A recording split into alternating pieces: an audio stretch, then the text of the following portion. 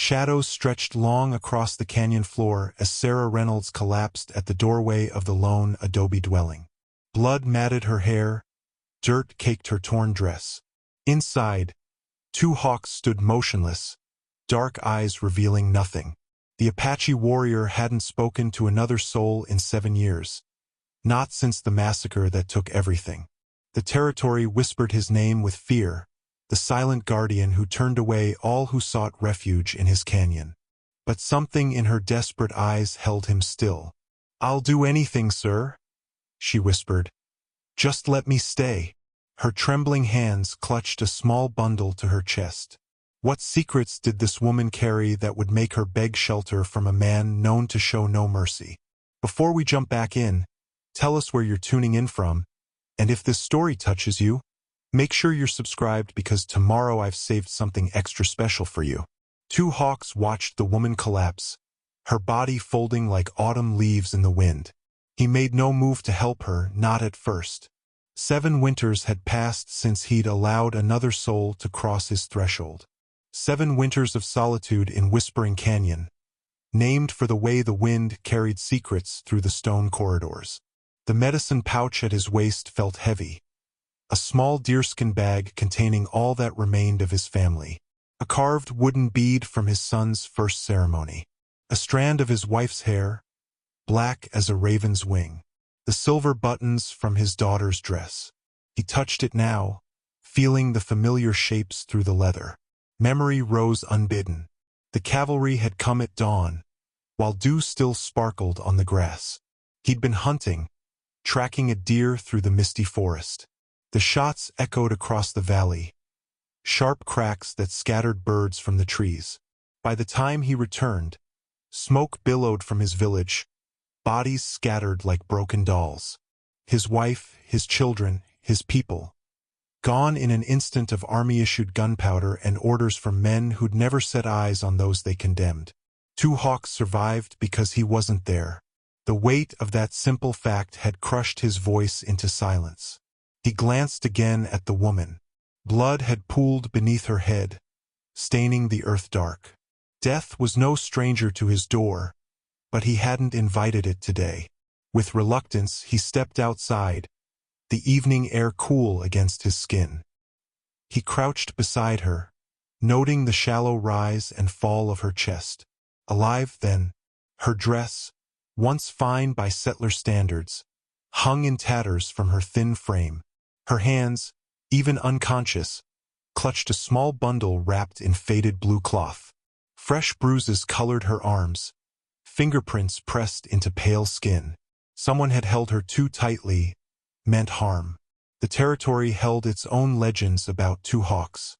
The Apache ghost, they called him. The silent guardian who turned away all who sought refuge. Some said he killed trespassers.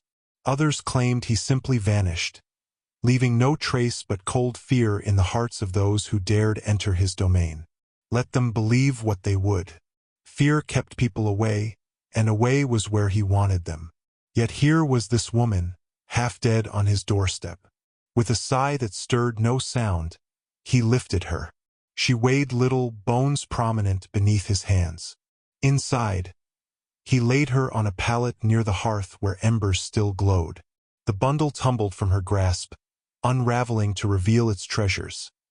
A worn photograph in a simple frame and a child's shoe, scuffed and small. Two hawks rekindled the fire, setting water to boil.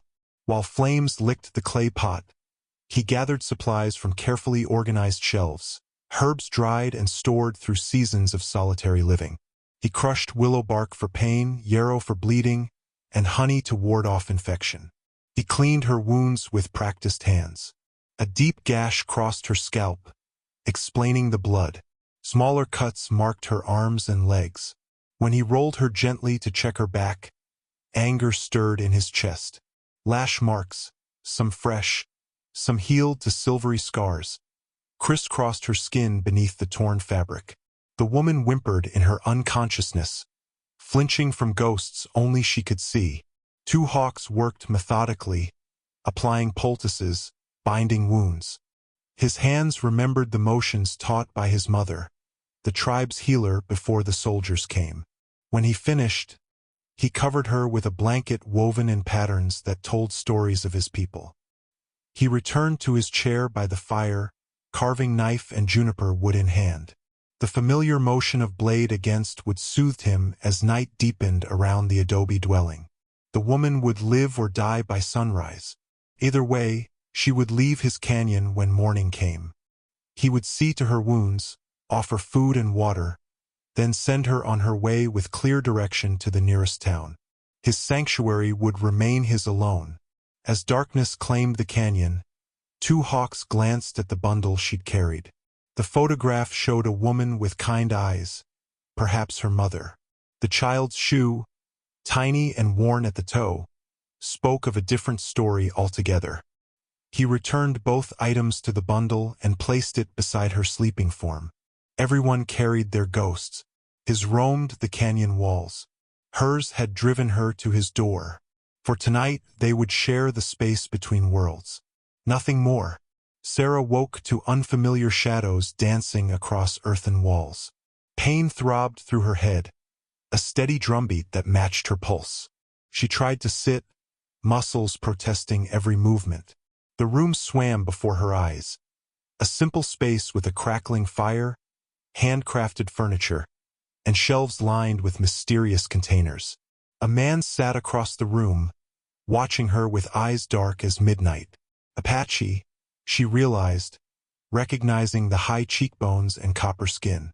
His black hair hung in two braids framing a face etched with weathered lines.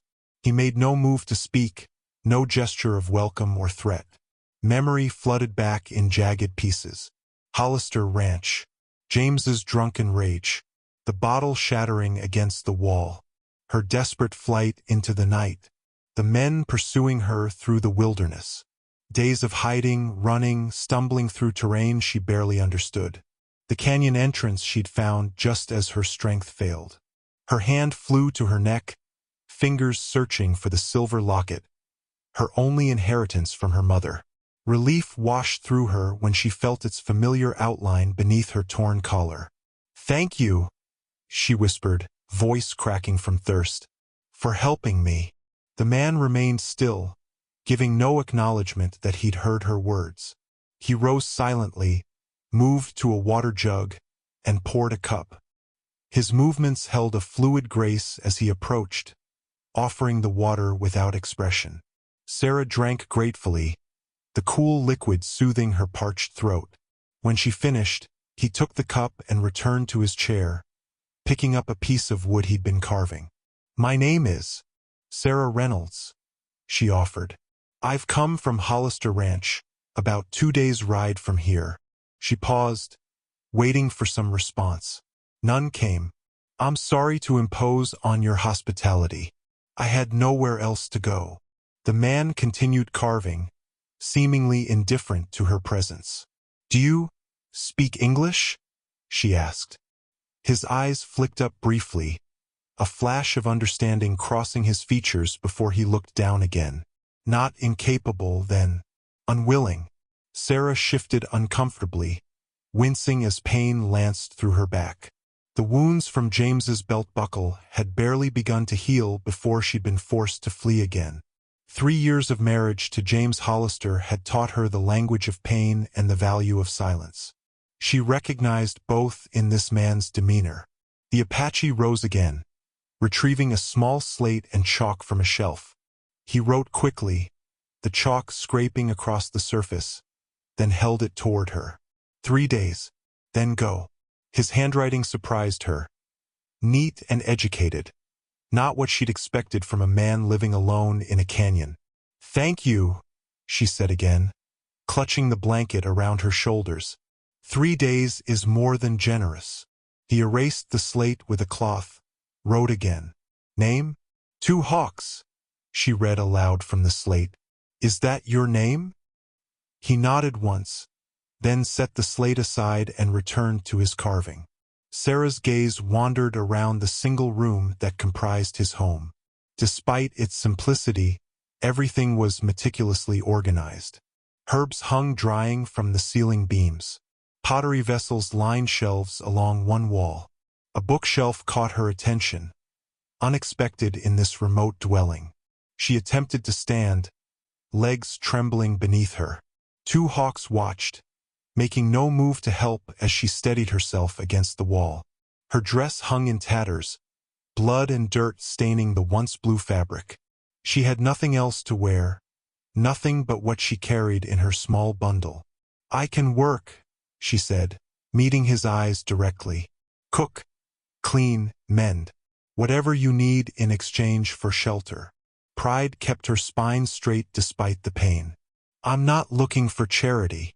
Two hawks regarded her for a long moment, then nodded once, a bare inclination of his head that might have been agreement or merely acknowledgement.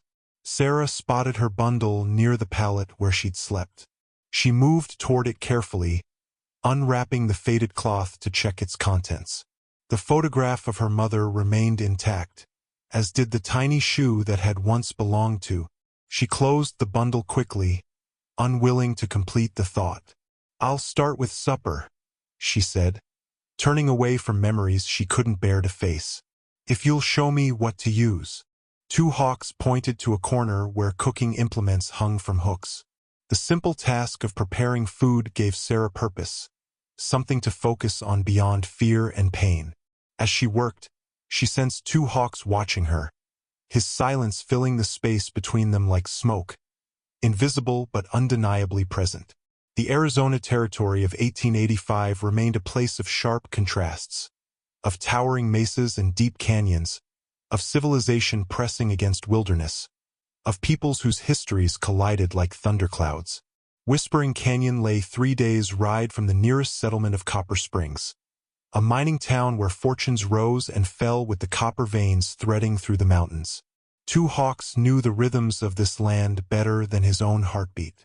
Dawn found him outside, tending to morning tasks while the woman slept. He'd spent the night in his chair, unwilling to turn his back on a stranger, no matter how injured. Trust had died with his family. Inside his adobe home, hidden beneath floorboards, lay a yellowed cavalry map marking Whispering Canyon as uninhabited. He'd taken it from a lieutenant's saddlebag 7 years ago, his first act after burying his dead. The map's lie protected him. If no one lived here, no one would come looking. Sarah woke to an empty house, sunlight streaming through the single window. Moving carefully, she explored her surroundings.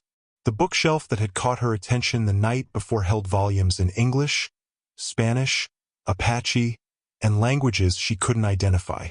Her fingers traced leather spines, finding classics of literature alongside scientific texts. Whoever Two Hawks was, he was no simple hermit. The door opened, and she turned guiltily, as though caught trespassing. Two Hawks entered, carrying freshly skinned rabbits. He nodded toward the hearth, clearly indicating she should cook them. "Good morning," she said, taking the rabbits. "I hope you don't mind my looking at your books. I was a teacher before." She trailed off, unwilling to complete the sentence. Two Hawks paused, studying her with new interest. He retrieved his slate. "You read?" "Yes. I attended Boston Ladies' Seminary." Pride crept into her voice despite everything. "I taught at a school in Philadelphia before I married and came west." He wrote again. "Why here?" The simple question penetrated her defenses. Why indeed? How did a Boston-educated teacher end up bloody and desperate in an Apache's isolated canyon? "I married James Hollister by correspondence," she said, focusing on preparing the rabbits rather than meeting Two Hawks' eyes. He described himself as a prosperous rancher seeking a refined wife. By the time I arrived and discovered the truth, it was too late. Her hands trembled slightly. "The ranch is failing. James drinks. And she gestured vaguely to her injuries. Two Hawks watched her, expression unreadable.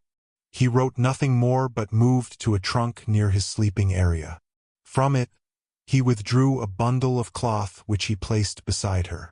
Sarah unwrapped it to find a simple dress of soft buckskin, clearly made for a woman smaller than herself. I couldn't possibly. He cut her off with a sharp gesture, then wrote on his slate. My wife. No use now. The words, stark in their simplicity, conveyed volumes of loss. Sarah nodded, accepting the gift with the solemnity it deserved. Thank you. I'll mend my own clothes as soon as I can return this to you. Two Hawks shrugged, indicating it didn't matter. He disappeared outside again while Sarah changed. The buckskin felt strange against her skin, but the relief of clean clothing outweighed any discomfort. That night, as they shared a meal of rabbit stew, Sarah ventured another question. The people in Copper Springs, she said hesitantly. They mentioned an Apache who lives alone. They call him a ghost. They warned me to avoid this canyon. Two Hawks continued eating, giving no indication he'd heard.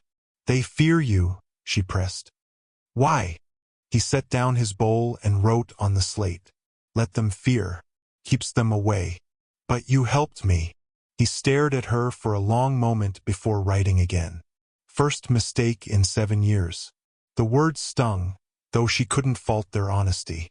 She was an intruder in his sanctuary, a complication he hadn't invited. Later, as Sarah prepared for sleep, she noticed Two Hawks watching her from his chair by the fire, not with threat or desire, but with a puzzled wariness, as though she were a strange animal that had wandered into his territory. She recognized the look. She'd worn it herself during her first months at Hollister Ranch, when each day brought new evidence of the trap she'd fallen into. I won't harm anything here, she said softly. I promise. Two Hawks didn't respond, but something in his posture eased slightly. As Sarah drifted toward sleep, she wondered about the silent man who'd reluctantly sheltered her. What horrors had stolen his voice? What memories haunted him in the dark hours? The questions followed her into dreams, where James pursued her through endless canyons while a silent Apache watched from distant cliffs, neither helping nor hindering her desperate flight. The third day dawned crisp and clear, a mockery of the tension building within the adobe walls. Sarah had counted each sunrise, knowing her reprieve was ending.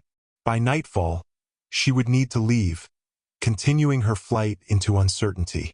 She had spent her days making herself useful, cooking, mending Two Hawks' shirts, organizing his herbs. Small payments for his reluctant hospitality. Two Hawks had maintained his distance, communicating through notes and gestures. Yet Sarah had noticed subtle changes. An extra portion of food left for her, a blanket placed near the fire when evening temperatures dropped, a book of poetry left open on the table. Minimal kindnesses that nonetheless eased the sharp edges of her fear. She was grinding coffee beans when Two Hawks entered, moving with unusual urgency. His face, normally impassive, bore the faintest trace of concern. He gestured for her to be quiet, then pointed to the window. Sarah peered through the glass, her heart stuttering at the sight of riders approaching the canyon entrance. For men on horseback, rifles glinting in the morning sun. She recognized 2 of them, James Hollister's ranch hands, men who had watched her husband's cruelty with indifferent eyes. They're looking for me, she whispered, backing away from the window.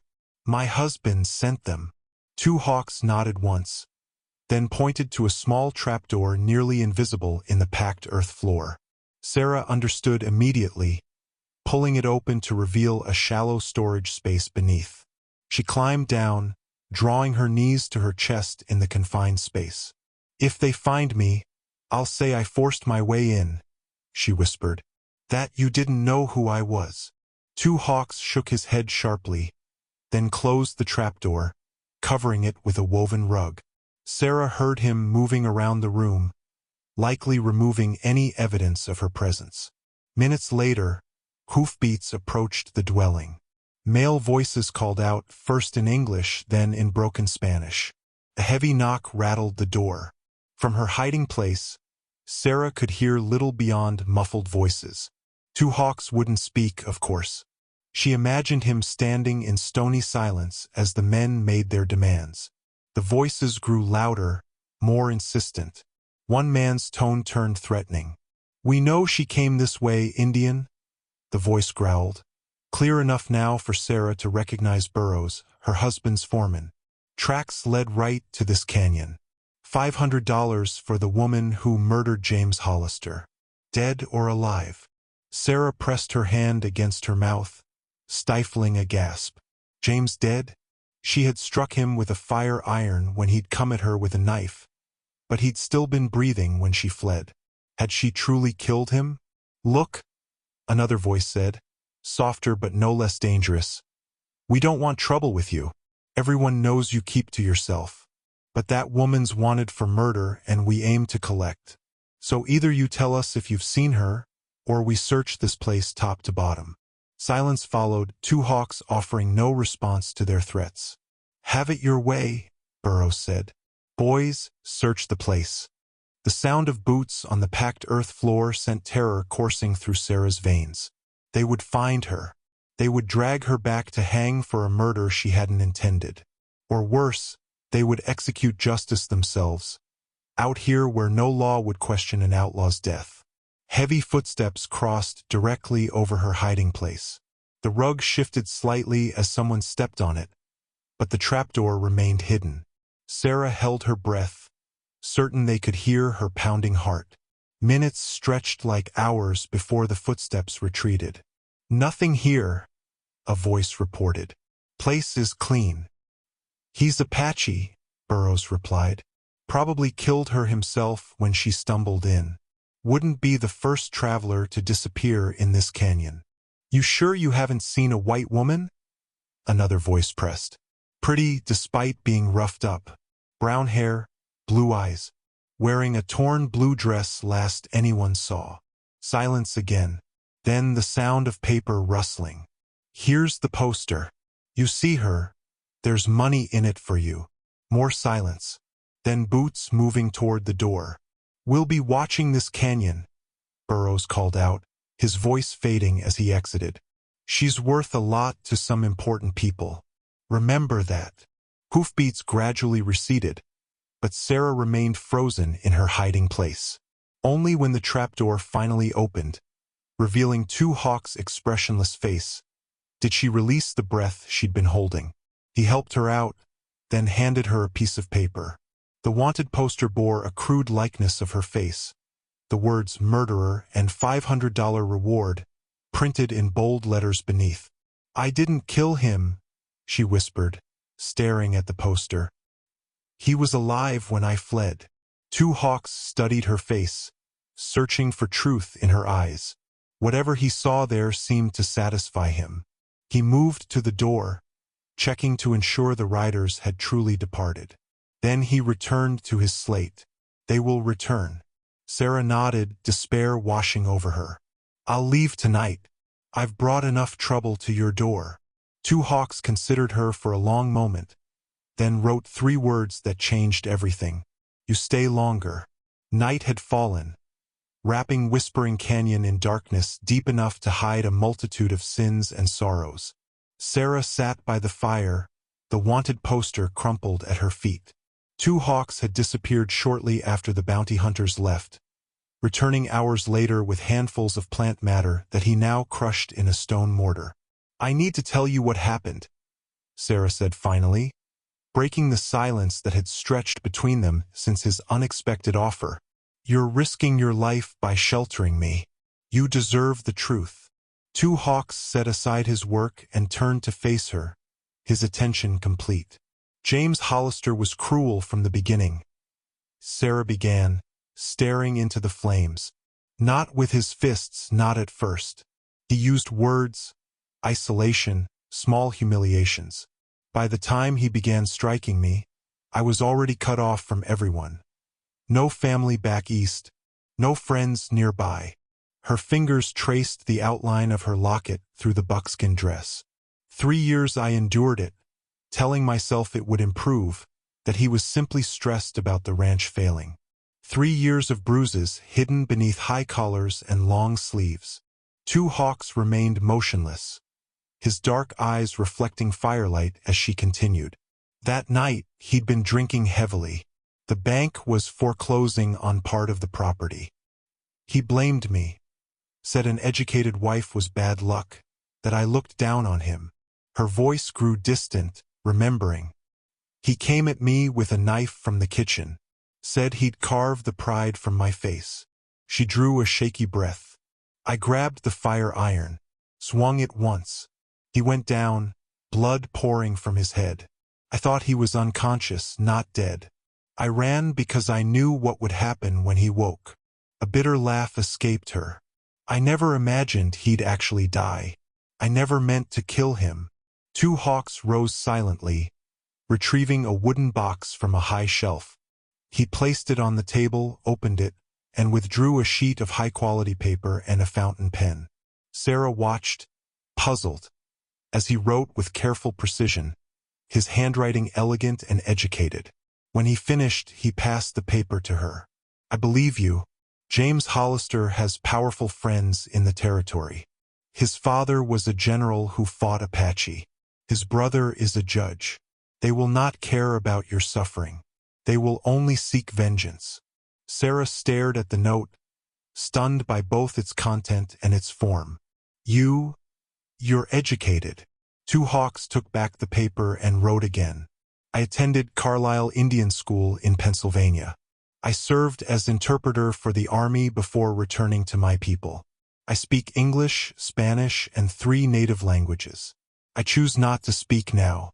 Why? Sarah asked softly. His pen moved across the paper again. Words failed me when my family needed protection. I will not use them again. He paused, then added, You may stay until it is safe. The canyon has many hiding places unknown to white men. Sarah felt tears gathering in her eyes.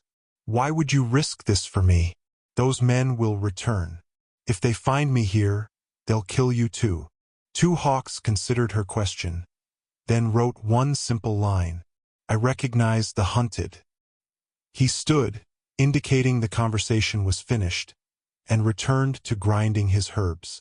Sarah watched him work, noting the careful precision of his movements, the quiet dignity in his bearing. Whatever horrors had driven him to silence, they hadn't broken his humanity.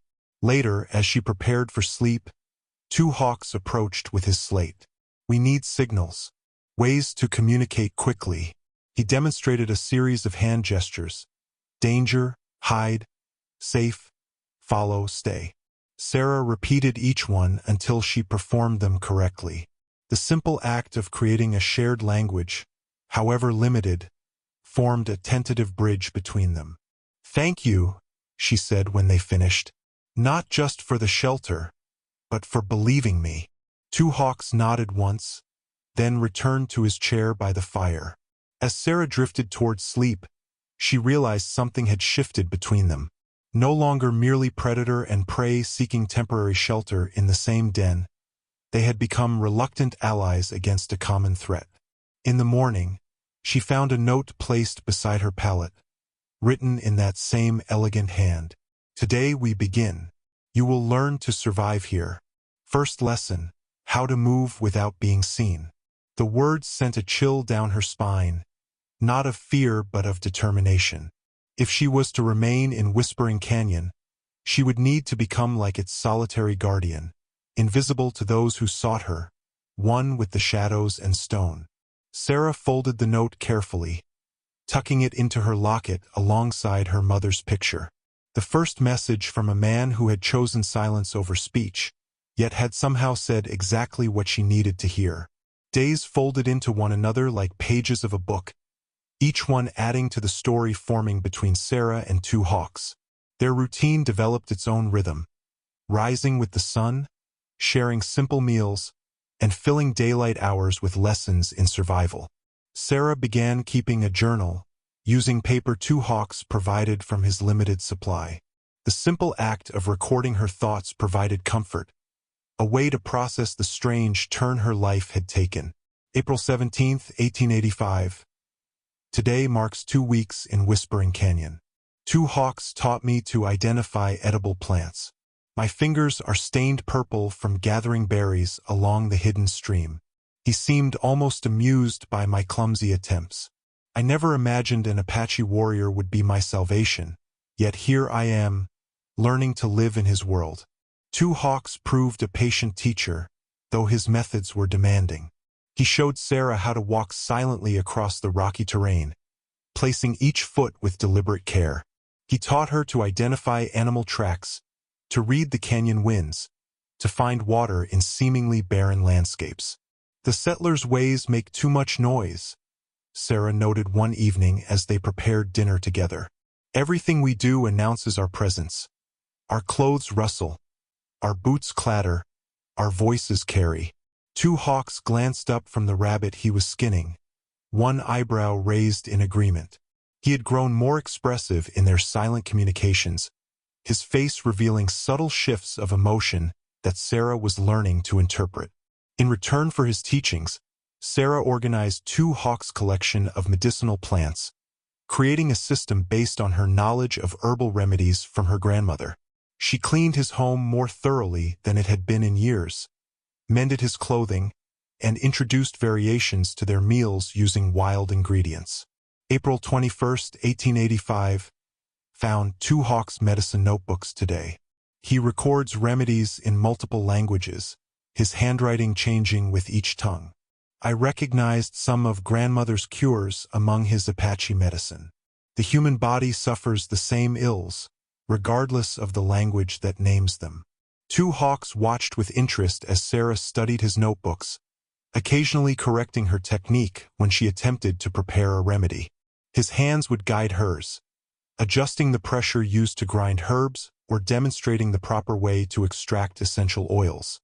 Each touch was brief, practical, devoid of any meaning beyond instruction, yet Sarah found herself increasingly aware of his presence. One morning, Two Hawks led Sarah to a secluded part of the canyon where a natural spring fed a small pool. He gestured to her dirty hands and clothes, then discreetly moved a short distance away, turning his back to give her privacy. Sarah washed gratefully, the cool water soothing her skin. As she dried herself with a cloth he'd provided, she noticed a small pile of items he'd left nearby: a comb carved from bone, a sliver of soap made with yucca, and a clean buckskin dress similar to the one she wore but better fitted to her frame. "Did you make this?" she asked when she rejoined him, running her fingers over the soft material, admiring the simple beadwork at the collar. Two Hawks nodded, eyes averted. He picked up a stick and wrote in the dirt, "For you." "It's beautiful," she said. "Thank you." That evening, as Two Hawks worked on a new bow, Sarah found herself drawn to his bookshelf again. She selected a volume of Emerson's essays, settling near the fire to read. Without planning to, she began reading aloud, her voice filling the quiet room with words of nature and self-reliance. Two Hawks continued his work, giving no indication that he heard her. Yet Sarah noticed his hands had slowed, his attention diverted to her voice. She continued reading until her throat grew dry, the simple act of sharing literature creating another thread in the unusual bond forming between them. April 28, 1885, found myself telling Two Hawks about my students in Philadelphia today. Words poured out of me like water from a spring. Descriptions of little Mary's determination to master long division, William's mischievous pranks, Emma's beautiful penmanship. Two Hawks never looked up from his carving, but I know he listened. In his silence, he gives me space to remember who I was before James Hollister. As Sarah closed her journal that night, she realized something fundamental had shifted. The 3-day reprieve had stretched into nearly a month. The canyon was no longer merely a hiding place, it was becoming a home. And Two Hawks, for all his silence and stoicism, had become more than a reluctant host. He had become her teacher, her protector, and perhaps something close to a friend. May arrived with unexpected tenderness, softening the canyon's harsh edges with wildflowers and lengthening days. Sarah had mastered the basic signs Two Hawks taught her, but they needed more nuanced communication. Together, they developed their own silent language, a blend of Apache signs, conventional gestures, and signals unique to them. Two hawks spent evenings carving a chess set from juniper and pine, each piece revealing his remarkable craftsmanship. The White King stood tall with a crown reminiscent of Eastern monarchs, while the Black King bore the feathered headdress of an Apache chief. The queens, one with a delicate bonnet, the other with long braided hair, seemed to watch each other across the board with quiet dignity. "It's beautiful," Sarah said when he presented the finished set. "Did you learn chess at Carlisle?" Two hawks nodded, arranging the pieces on a painted board. The game became their nightly ritual, words unnecessary as they engaged in silent battle. Two hawks won consistently at first, but Sarah proved a quick study. Her first victory brought the closest thing to a smile she'd seen on his face.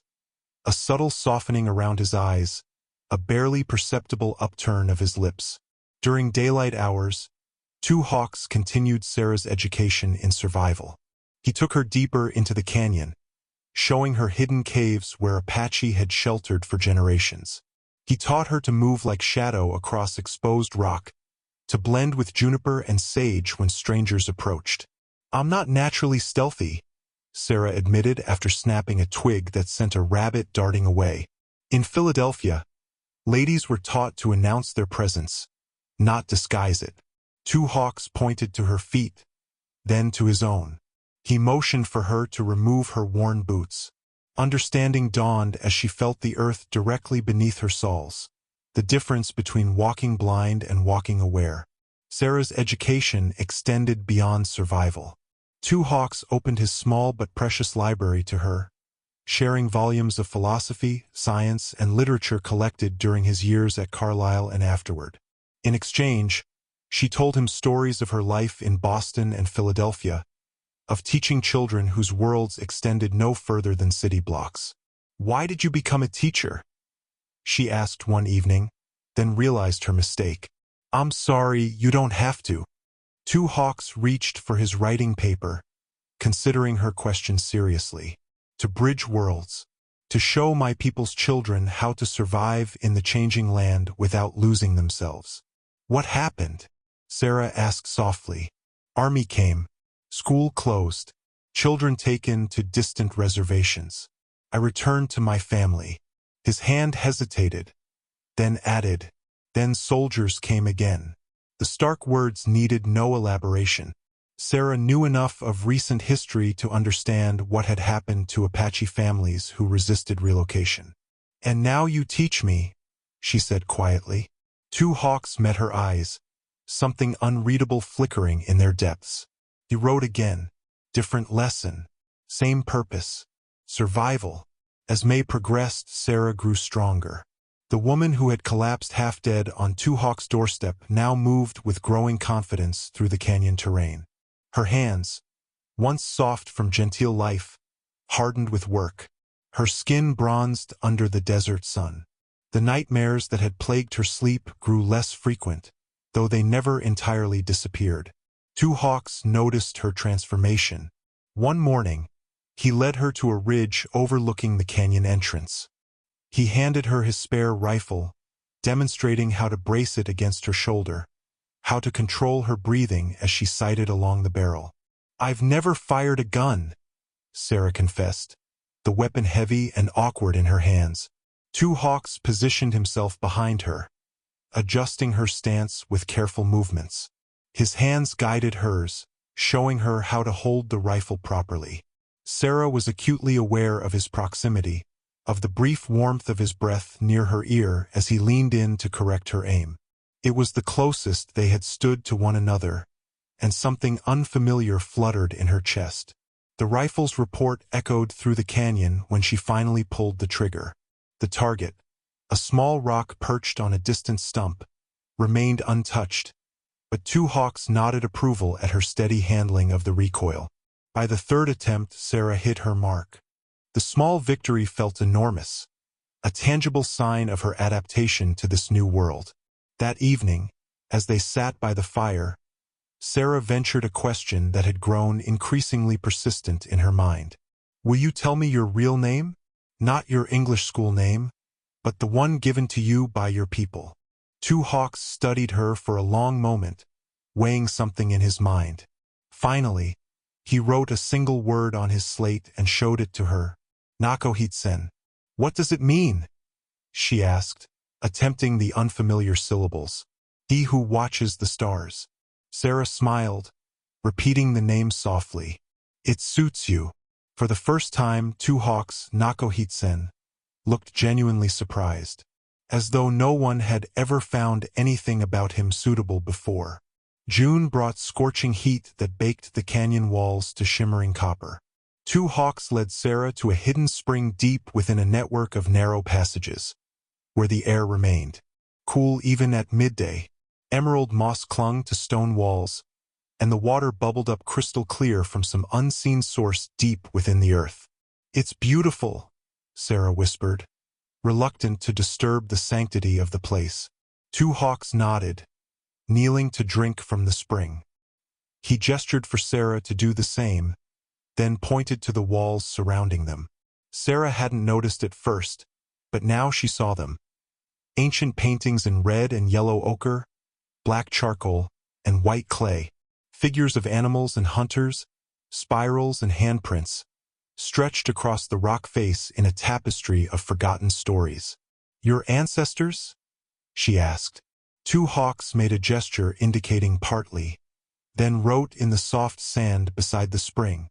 Many peoples, many centuries, sacred place. Sarah studied the paintings with newfound reverence, recognizing she stood in a place where countless generations had sought water, shelter, and perhaps communion with something beyond themselves. She traced her fingers gently over a handprint left by someone long dead, feeling a connection that transcended time. As they gathered edible plants growing near the spring, Sarah's trowel struck something metallic. She brushed away dirt to reveal a tarnished badge, a cavalry officer's insignia. Two Hawks froze when she held it up, his face, usually composed, darkened with remembered pain. He snatched the badge from her hand, hurling it into the depths of the spring with sudden violence. The splash echoed against stone walls as the badge sank into darkness. Sarah stood motionless, uncertain how to respond to this uncharacteristic display of emotion. Two Hawks turned away, shoulders rigid with tension. She approached carefully, touching his arm with gentle fingers. I'm sorry, she said softly. I didn't mean to unearth bad memories. He remained still for several heartbeats, then reached for his writing slate. The officer who led the attack wore that insignia. I have seen it in my nightmares for 7 years. Sarah's throat tightened. The attack on your family? He nodded once, sharply. Do you want to tell me what happened? She asked, then quickly added, You don't have to. Two Hawks stared into the spring where the badge had disappeared. His hand moved across the slate, hesitant at first, then with growing determination. We had surrendered. We're living peacefully near Fort Apache. My son was learning English. My daughter collected colored stones. My wife planted corn. Then new commander came, decided we were too close to the fort, ordered relocation to San Carlos Desert Reservation. He paused, breathing deeply before continuing. Some young men refused, fled into mountains. Army blamed all of us. Came at dawn. No warning. No mercy. The slate had no more room. Sarah waited silently as he wiped it clean and continued. I was hunting, heard shots. When I returned, everyone was dead. My wife, my son, my daughter, all our people. I buried them. Then I came here. The stark simplicity of the words only emphasized their horror. Sarah felt tears slipping down her cheeks, not daring to imagine what he had witnessed upon returning to his village. And you've been alone ever since, she whispered. Two Hawks nodded, then wrote one final line. Until you. The two words hung between them, laden with meaning neither was prepared to explore. Sarah gently took the slate from his hands and set it aside. Then, moving slowly to give him time to withdraw, she wrapped her arms around him in a tentative embrace. Two Hawks stood rigid, clearly unaccustomed to such contact. But gradually, his arms rose to return the gesture, holding her with careful restraint. They remained that way for several moments, sharing grief that transcended their different worlds. That night, Sarah woke gasping from a nightmare. James Hollister coming for her with a knife, his face twisted with rage. She sat up, trembling, to find two hawks awake and watching her from his chair by the dying fire. He rose silently, bringing her a cup of water. As she drank, he wrote on his slate, "The dreams, they come less often with time." "Does the pain lessen too?" she asked. He considered this, then wrote, "It changes, becomes part of you like a scar.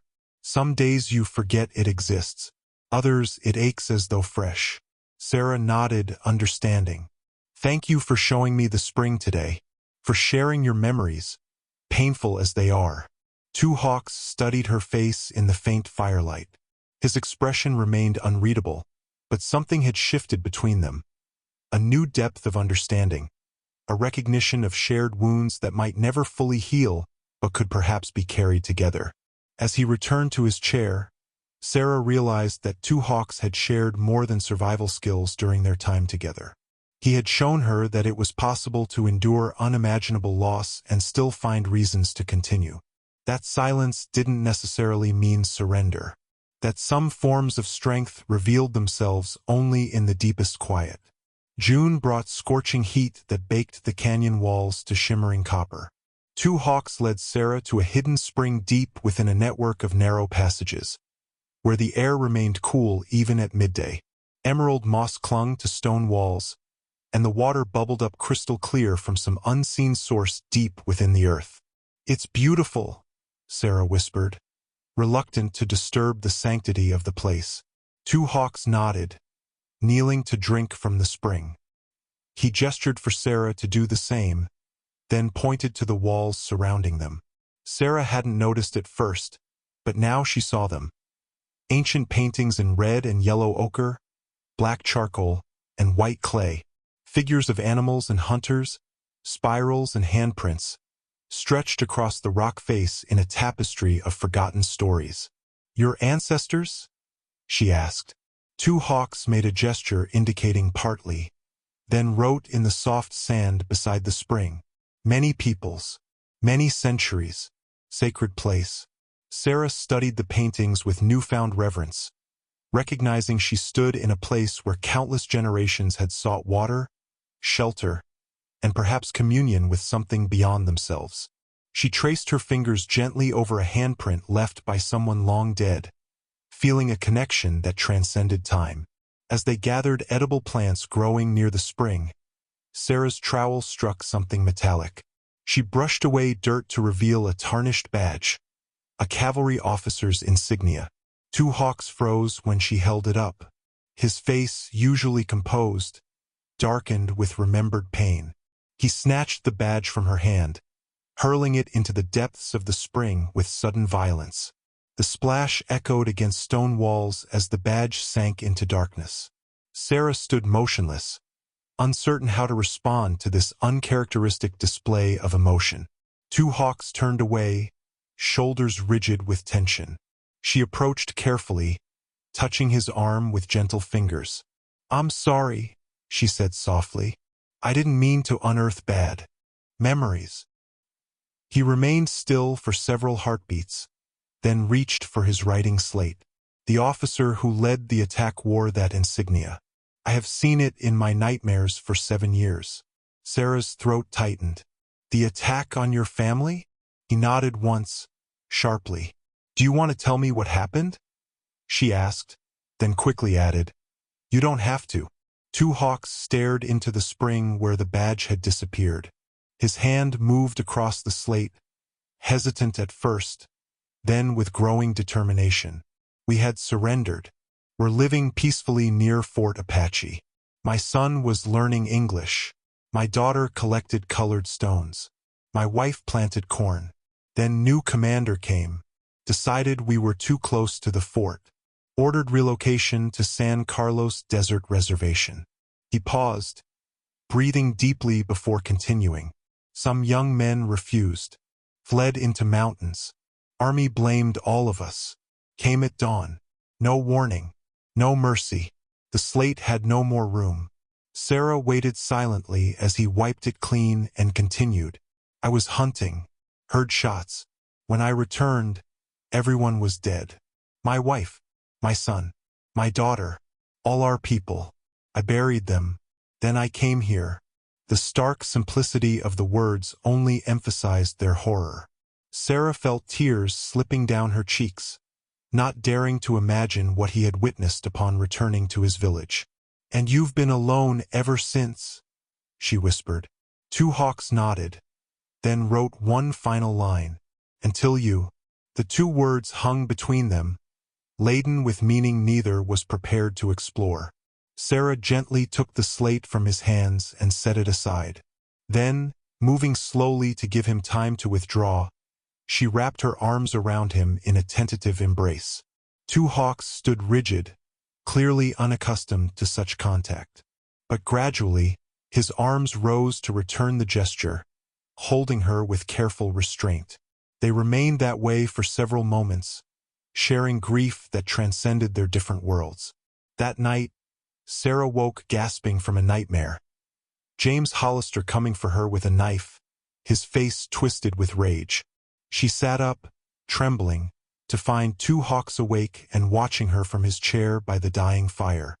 He rose silently, bringing her a cup of water. As she drank, he wrote on his slate, "The dreams, they come less often with time." "Does the pain lessen too?" she asked. He considered this, then wrote, "It changes, becomes part of you like a scar. Some days you forget it exists, others it aches as though fresh." Sarah nodded, understanding. "Thank you for showing me the spring today, for sharing your memories, painful as they are." Two Hawks studied her face in the faint firelight. His expression remained unreadable, but something had shifted between them. A new depth of understanding, a recognition of shared wounds that might never fully heal, but could perhaps be carried together. As he returned to his chair, Sarah realized that Two Hawks had shared more than survival skills during their time together. He had shown her that it was possible to endure unimaginable loss and still find reasons to continue. That silence didn't necessarily mean surrender. That some forms of strength revealed themselves only in the deepest quiet. Summer draped Whispering Canyon in golden light that stretched longer each day. The rhythm of Sarah and Two Hawks' life together had settled into comfortable familiarity. Mornings were spent gathering food and tending to necessary tasks. Afternoons devoted to Sarah's continuing education in survival. Evenings passed in quiet companionship by the fire.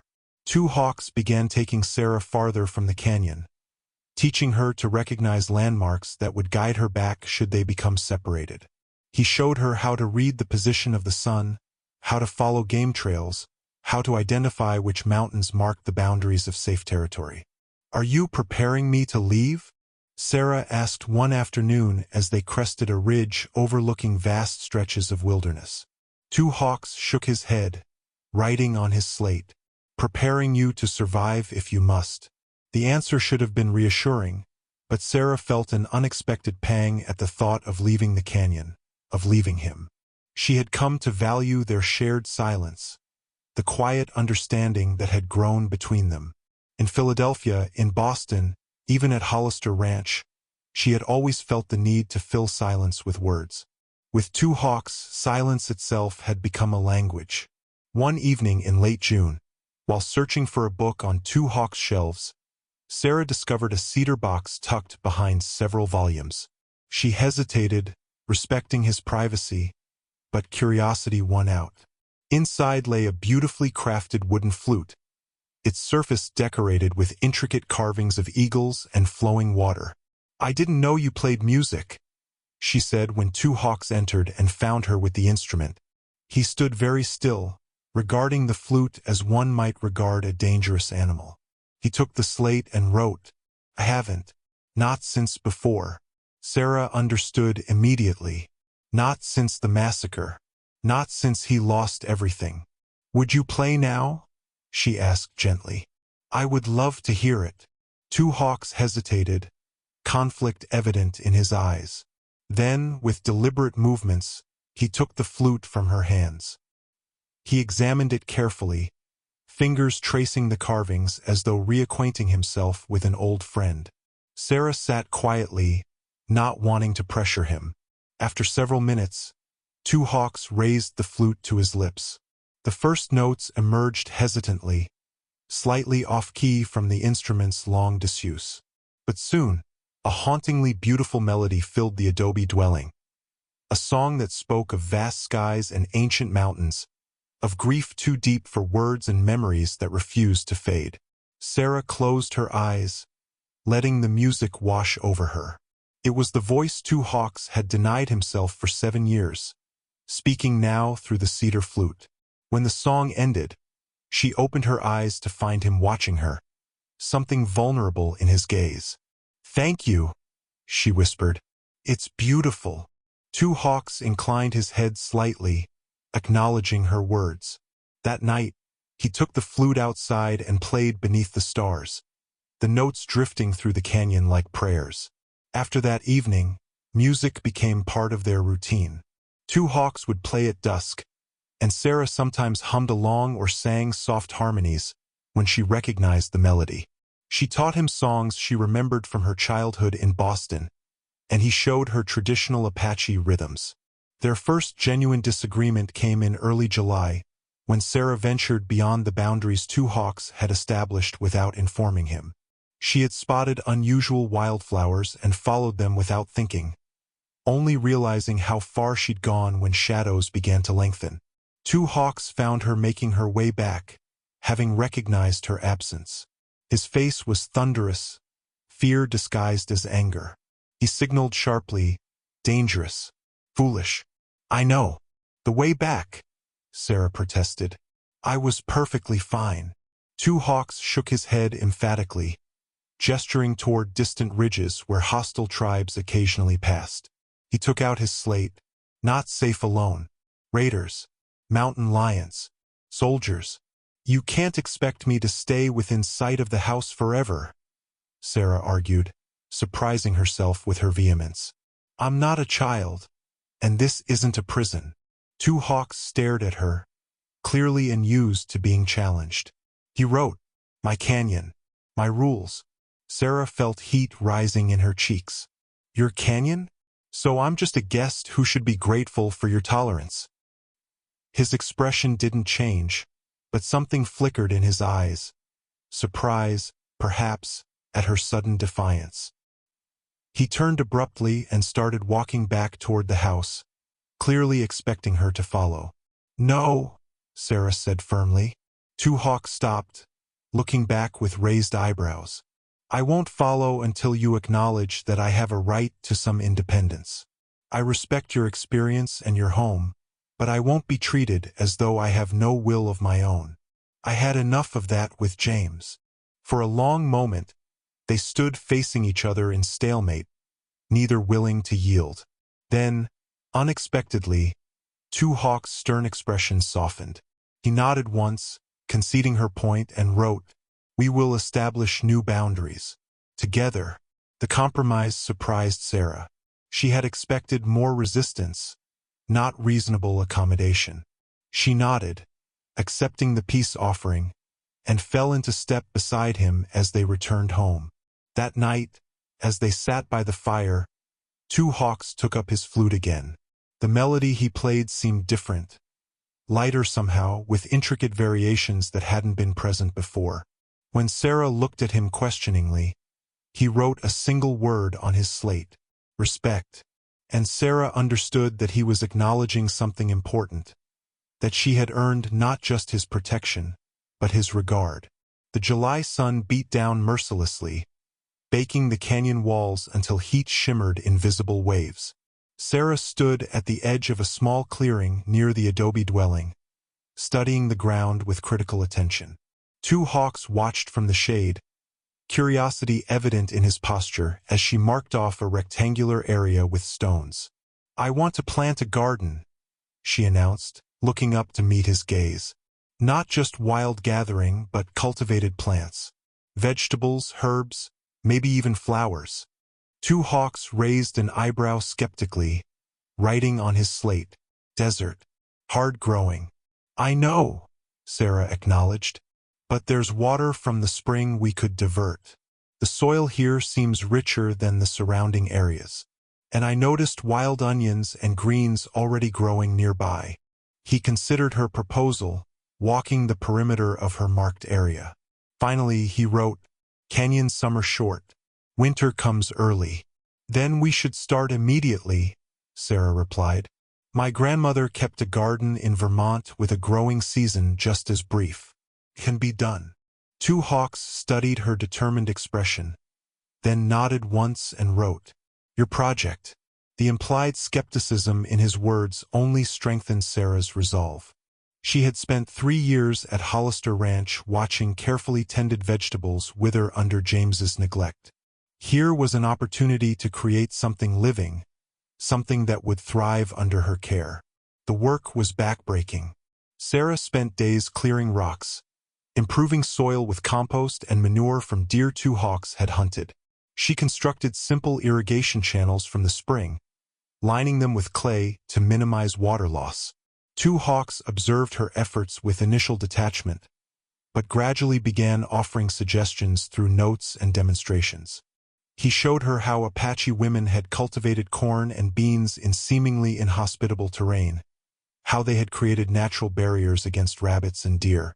His knowledge, combined with Sarah's memories of her grandmother's techniques, formed the foundation of their shared project.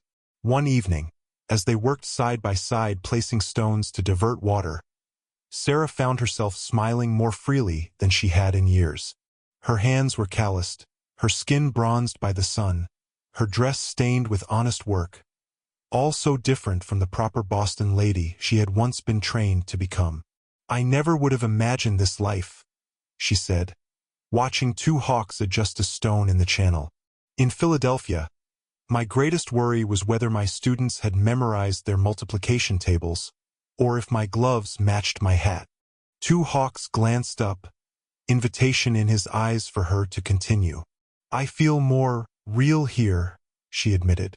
"More myself somehow, despite everything, the danger, the uncertainty. I breathe more easily in this canyon than I ever did in James Hollister's grand house." Two hawks nodded slowly, understanding in his expression. He wrote, "The land strips away pretense, shows who you truly are." "And who am I according to the land?" Sarah asked, genuinely curious about his perception. He considered before writing. "Strong, adaptable, quick to learn, stubborn as canyon stone." Sarah laughed at the last descriptor, but the assessment pleased her. "Is stubbornness a virtue among the Apache?" Two hawks' eyes crinkled slightly, his version of a smile as he wrote, "How else would we survive?" As July progressed, so did the garden. Green shoots pushed through the soil, tentative but determined. Sarah spent hours tending them, speaking softly to the plants as though encouragement might help them grow stronger. One morning, as she worked in the garden, Sarah became acutely aware of the weight of her wedding ring. She had continued wearing it even after fleeing Hollister Ranch, partly from habit, partly from some lingering sense that a respectable woman should be marked as married. But the gold band felt increasingly like a shackle, a connection to a past she wished to sever completely. Without conscious decision, she removed the ring, studying its gleam in the sunlight. It represented nothing of value now, not love, not commitment, certainly not protection. Two hawks emerged from the house, pausing when he saw her holding the ring. Sarah met his eyes, then deliberately dug a small hole in the center of her garden. She placed the ring inside and covered it with earth, pressing the soil down firmly. "Let something good grow from it," she said quietly. Two hawks watched from a distance, understanding the significance of her action without need for explanation. When she rose and dusted off her hands, he gave her a nod of approval that warmed her more than the summer sun. That evening, while two hawks played his flute outside, Sarah noticed him watching her with new awareness. Something had shifted between them, subtle but undeniable. By burying her wedding ring, she had declared herself free of the past. Not just a woman in hiding, but one choosing a new path. Later, as they shared a meal of rabbit stew and wild greens, two hawks. Spoon slipped from his fingers, splattering stew across the table. Sarah laughed at his rare clumsiness, and to her astonishment, two hawks' shoulders shook with silent laughter of his own. It was such a small thing, a shared moment of amusement over a minor mishap. Yet as Sarah helped clean the spilled stew, she realized it was the first time she had seen two hawks laugh. The man who had spent 7 years in solitary grief had found a moment of simple joy in her company. The thought left her both pleased and strangely unsettled. She was no longer merely a burden he had reluctantly accepted or a student he had taken on from necessity. She had become something else entirely, a companion whose presence had somehow lightened the weight of his solitude. August arrived with thunderstorms that transformed the canyon, if only briefly. Rain hammered the adobe roof, turning dry washes into rushing streams that carved new patterns into ancient stone. Sarah stood in the doorway watching lightning dance across the sky, marveling at nature's raw power. Two hawks appeared beside her, pointing toward dark clouds gathering over the canyon's eastern rim. He signaled, "Storm, coming, strong." They spent the morning securing the garden against potential flooding, digging channels to divert water away from tender plants. The downpour began just as they finished, forcing them to shelter in the adobe house. But the rain intensified, finding weaknesses in the aging roof. Water began dripping through in several places. Two hawks signaled urgently, "Not safe. Follow." Sarah grabbed her journal and a few essentials while two hawks collected food and his medicine pouch. They dashed through the deluge to a narrow opening in the canyon wall that Sarah had never noticed before. Two hawks led her through twisting passages that opened suddenly into a spacious cave, dry and secure against the storm's fury. "I didn't know this was here," Sarah said, amazed at the natural shelter. "How many other secrets does this canyon hold?" Two hawks lit a small fire using dried wood stored along the cave wall, suggesting he had prepared this refuge long ago. In the flickering light, Sarah gasped as she noticed the walls surrounding them. Ancient paintings covered the stone surfaces, intricate scenes of hunts and ceremonies, spirit beings and everyday life. Handprints in red ochre marched in solemn procession along one wall. Geometric patterns spiraled across the ceiling. The firelight made the images seem to move, as though the hunters eternally pursued their prey across stone canvas. "These are incredible," Sarah whispered, moving closer to examine a figure wearing an elaborate headdress. "How old are they?" Two hawks took out his writing materials, dampened but still usable. "Some newer, some older than my grandfather's grandfather. Sacred place. Holds the stories of my people." Sarah realized the significance of his bringing her here. This wasn't merely shelter from the storm. It was entry into a space of profound cultural importance, a privilege he hadn't extended before. Two hawks moved around the cave, indicating specific paintings and writing brief explanations. Creation story. First people emerging from Earth. Warrior's journey to spirit world and return. Great drought. 7 winters without rain. Each painting connected to a story, each story to generations of people who had sheltered in this same cave, perhaps during storms like the one raging outside. Sarah listened attentively as two hawks shared his people's history through written words, feeling the weight of tradition and memory contained within the painted figures. "Thank you for showing me this place," she said when he paused. "For sharing these stories." Two hawks nodded, then hesitated before writing.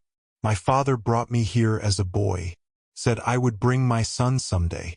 The simple statement contained oceans of loss.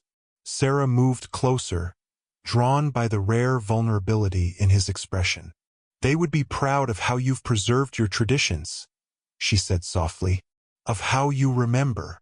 Two hawks looked at her for a long moment, something unreadable in his dark eyes.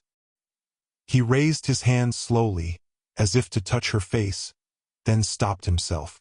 Instead, he pointed to a painting near the cave entrance. A solitary figure standing at a crossroads, paths branching in different directions. Choices determine our path, he wrote. Each decision creates new journey. What was your childhood name? Sarah asked suddenly. Before Two Hawks, before Nakohitsen. What did your mother call you? The question clearly surprised him. He wrote slowly, Taklashim, Little Thunder. Taklashim, Sarah repeated, savoring the sounds. It suits you too. A crack of lightning illuminated the cave entrance, followed by deafening thunder. Sarah instinctively moved closer to Two Hawks, her hand brushing his. Neither pulled away. They remained side by side, watching the storm's fury from the safety of the ancient shelter. As they traced the stories on the cave walls, their hands occasionally touched, when pointing to the same image, when reaching for the writing slate. Each brief contact sent warmth spreading through Sarah's chest, a sensation both unfamiliar and inevitable. When Two Hawks showed her a painting of a woman holding plants toward the sun, their fingers met on the stone surface. Time seemed to pause as they remained connected, neither moving away. Sarah turned to find him watching her, his eyes reflecting the firelight. Something unspoken passed between them, recognition of a boundary crossing, of terrain more dangerous than any they had traversed together. Two Hawks broke the moment first, returning to his explanation of the paintings. But something had shifted like the earth after a tremor, not dramatic but fundamentally changed nonetheless. They spent the night in the cave, the storm too dangerous to risk returning home. Two Hawks prepared a simple meal while Sarah continued studying the ancient art, recording descriptions in her journal. They ate in companionable silence, the only sounds the crackling fire and rain beating against stone. As they prepared for sleep on opposite sides of the fire, Two Hawks wrote one last note. Tomorrow, I will show you the hidden valley beyond the ridge. Place my grandfather called Heart of the Canyon. Sarah nodded, understanding the significance of the offer. He was no longer merely teaching her to survive. He was sharing his world, piece by precious piece. I would be honored, she replied, the formal words inadequate for the emotion behind them. Two Hawks extinguished the lamp, leaving only firelight dancing across the ancient paintings. As Sarah drifted toward sleep, she realized that the storm had done more than drive them to shelter. It had washed away another layer of reserve between them, revealing something neither had been prepared to face in the clear light of day. The August morning dawned clear after the storm, the canyon washed clean, and gleaming in the sunrise. Sarah and Two Hawks returned to the adobe dwelling to find it largely intact, with only minor water damage to repair. They worked together efficiently, their movements synchronized after months of shared routine. While Sarah salvaged items that had gotten wet during the storm, Two Hawks went to check their water source, a small spring that fed both the house and garden. He returned quickly, his expression grave, and beckoned for Sarah to follow him. At the spring, Two Hawks pointed to fresh tracks in the mud, boot prints from multiple men, made since the rain stopped. Sarah felt her blood run cold. Someone had been here, close to their home, while they sheltered in the cave. Do you think they're still nearby? She whispered. Two Hawks nodded, gesturing toward subtle signs she would have missed without his guidance. Broken twigs, disturbed stones, a partial footprint on dry ground. He signaled, 4 men, armed, searching. They returned to the house in silence, moving cautiously through cover. Inside, Two Hawks gathered weapons, his rifle, a hunting knife, and a smaller knife he handed to Sarah. They packed essentials in case they needed to flee quickly. Two Hawks' face had taken on the expressionless mask she hadn't seen since her first days in the canyon. He wrote on his slate, "Hide in cave room. I will watch." "I won't hide while you face them alone," Sarah protested. "I can help." Two Hawks shook his head emphatically, but Sarah stood her ground. They're looking for me, not you. This is my fight too. After a tense moment, Two Hawks relented, writing, "Stay behind me. Move only when I signal." They positioned themselves where they could observe approaches to the house without being seen. Two Hawks showed Sarah how to use stones and brush for concealment, how to remain motionless for long periods. They waited as the sun climbed higher, the summer heat intensifying with each passing hour. Near midday, Two Hawks tensed, signaling for absolute silence. Sarah heard it moments later, voices approaching, men talking without concern for who might hear them. Their confidence suggested they didn't expect resistance. For men emerged from the canyon path. 3 were strangers to Sarah, but the 4th she recognized with a jolt of fear. Sheriff Davis from Copper Springs, his badge glinting in the sunlight. These weren't just bounty hunters. This was official law enforcement. Two Hawks signaled for Sarah to remain hidden while he circled behind the approaching men. She watched as he moved like shadow across open ground, completely invisible despite the bright daylight. Within minutes, he had positioned himself between the intruders and their likeliest escape route. The men approached the house directly, making no attempt at stealth. The sheriff knocked on the door while the others spread out, hands resting on holstered pistols. "Hello, the house," Sheriff Davis called. "Anyone home?" Silence answered him. He tried again, louder. "Apache, we know you're around somewhere. We just want to talk." When no response came, one of the men, a tall, weathered individual with a scar across his chin, spat on the ground. "Told you he wouldn't be cooperative, Sheriff. These savages never are." "Mind your tongue, Matthews," the sheriff replied. "We're here on official business, not a lynching party." The 3rd man circled toward the garden, noticing the careful cultivation. "Someone's been busy here. Don't look like an Indian garden to me." The 4th man, younger than the others, peered through the house window. "There's woman's things inside, Sheriff. A dress hanging up, some sewing." Sarah's heart pounded so loudly she feared they would hear it. The sheriff rubbed his chin thoughtfully, connecting the evidence. So the rumors might be true. The Hollister woman could be hiding here. "Hollister's brother will pay well if we bring her in," Matthews said, a greedy gleam in his eye. "Judge wants her neck stretched proper." "This is a murder investigation, not a bounty hunt," the sheriff countered sharply. "If she's here, she'll get a fair trial." "Fair?" Matthews laughed. "With Judge Hollister presiding? Might as well hang her now and save the territory the cost of a trial." Two Hawks emerged suddenly from cover, rifle in hand but not raised. The men whirled toward him, hands moving to their weapons. His appearance was so unexpected that they froze momentarily, uncertain whether to draw against the silent Apache who watched them with dangerous calm. Sheriff Davis recovered first, raising his hands slightly to show peaceful intent. "We're not looking for trouble with you, Chief. We're searching for a white woman, Sarah Hollister. She's wanted for the murder of her husband." Two Hawks made no response, his face impassive. "Look," the sheriff continued, "I understand you keep to yourself up here, and normally I'd respect that. But this is a serious matter. James Hollister was an important man, and his brother, the judge, wants justice." Still Two Hawks remained silent, giving no indication he understood or cared about their concerns. Matthews stepped forward aggressively. "Listen, Savage, we know she's been here. We can see the signs. Tell us where she is, or we'll tear this canyon apart looking for her."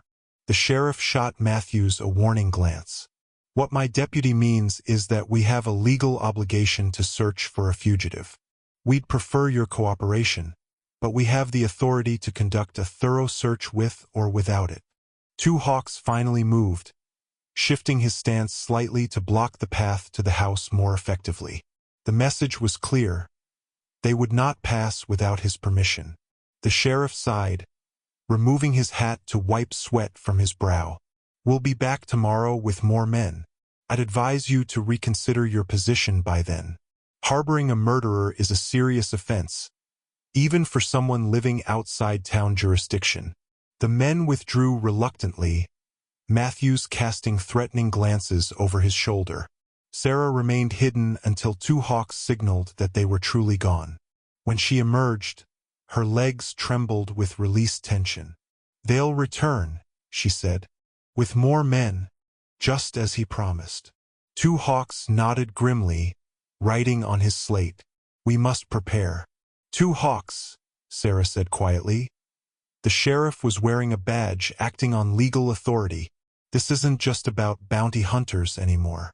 It's the territorial government. He considered this, then wrote, "Law or not, they will not take you." The simple declaration sent warmth through Sarah's chest despite her fear.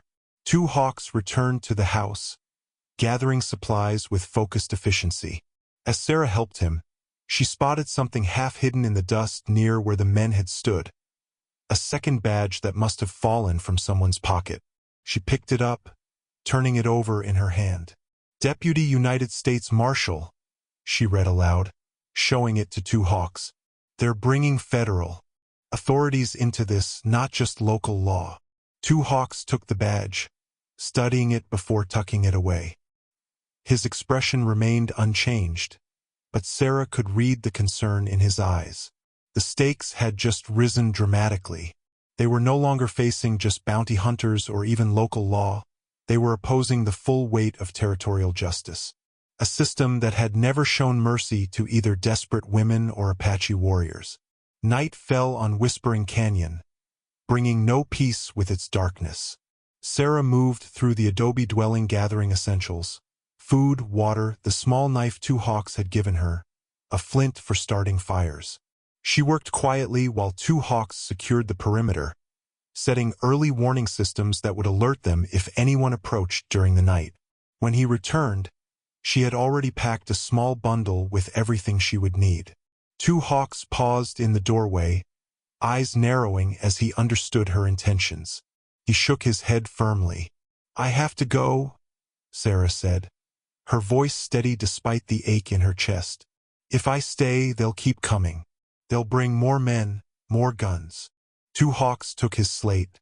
"We prepared for this. Canyon has many hiding places." "This isn't about hiding anymore," Sarah replied. "You heard them, they're bringing reinforcements.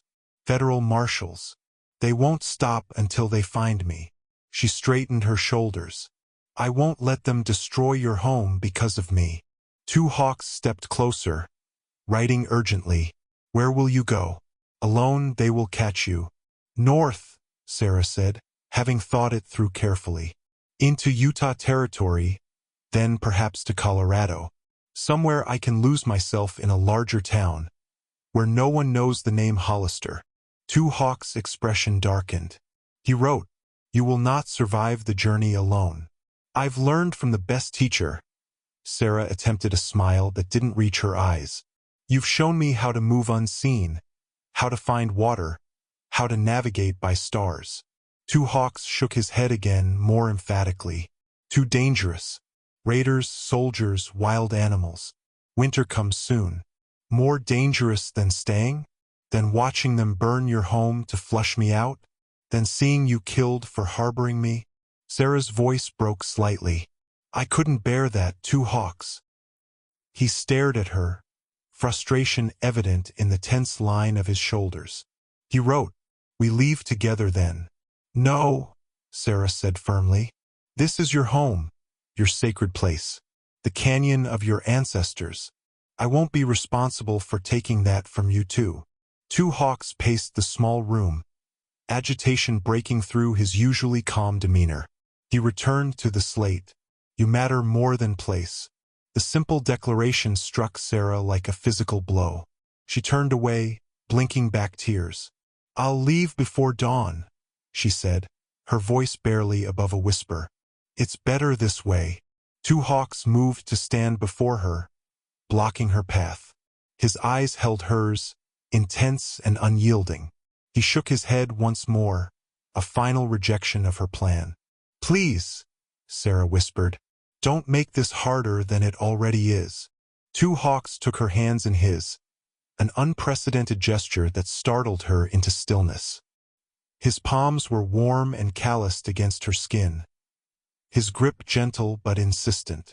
For a long moment, he simply held her hands, as though the connection might convey what his silence could not. Then he released her abruptly, turning away to stare into the fire. Sarah watched his back, the proud line of his shoulders now bowed slightly with the weight of unspoken words. "I have to go," she said again, softer now. "You know I do." She picked up her bundle and moved toward the door. The night air felt cool against her face, stars brilliant in the vast sky above the canyon. Sarah took a deep breath, gathering courage for what lay ahead. One step, then another, carrying her away from the only place she'd felt safe in years. "You stay." The words, rough from disuse but unmistakable, froze Sarah in place. She turned slowly, certain she had imagined them. Two hawks stood in the doorway, his expression intense in the spill of firelight from inside. "We fight." His voice was deep, slightly hoarse, the words carefully formed as though remembering how to shape them after years of silence. Sarah stared, unable to process what she was hearing. You spoke." Two hawks nodded once, then crossed the distance between them in 3 swift strides. He took her bundle from her nerveless fingers and set it aside. 7 years, he said, each word deliberate. No words. "For you?" He paused, seeming to search for exactly the right words. "I break silence." Tears spilled down Sarah's cheeks. She understood the magnitude of what he had done, what it had cost him to reclaim his voice after so many years of voluntary muteness. "Why?" she whispered. Two hawks touched her face gently, brushing away a tear with his thumb. "Some things," he said slowly, "cannot be written, cannot be signaled." His eyes held hers with fierce intensity. "You stay. We fight. Together." The simple declaration contained volumes. A commitment, a choice, a future. Sarah placed her hand over his where it rested against her cheek. "Together," she echoed, the word both promise and prayer. Two hawks nodded, satisfaction evident in his expression. Then, with careful precision, he spoke again. "They come tomorrow. We prepare tonight."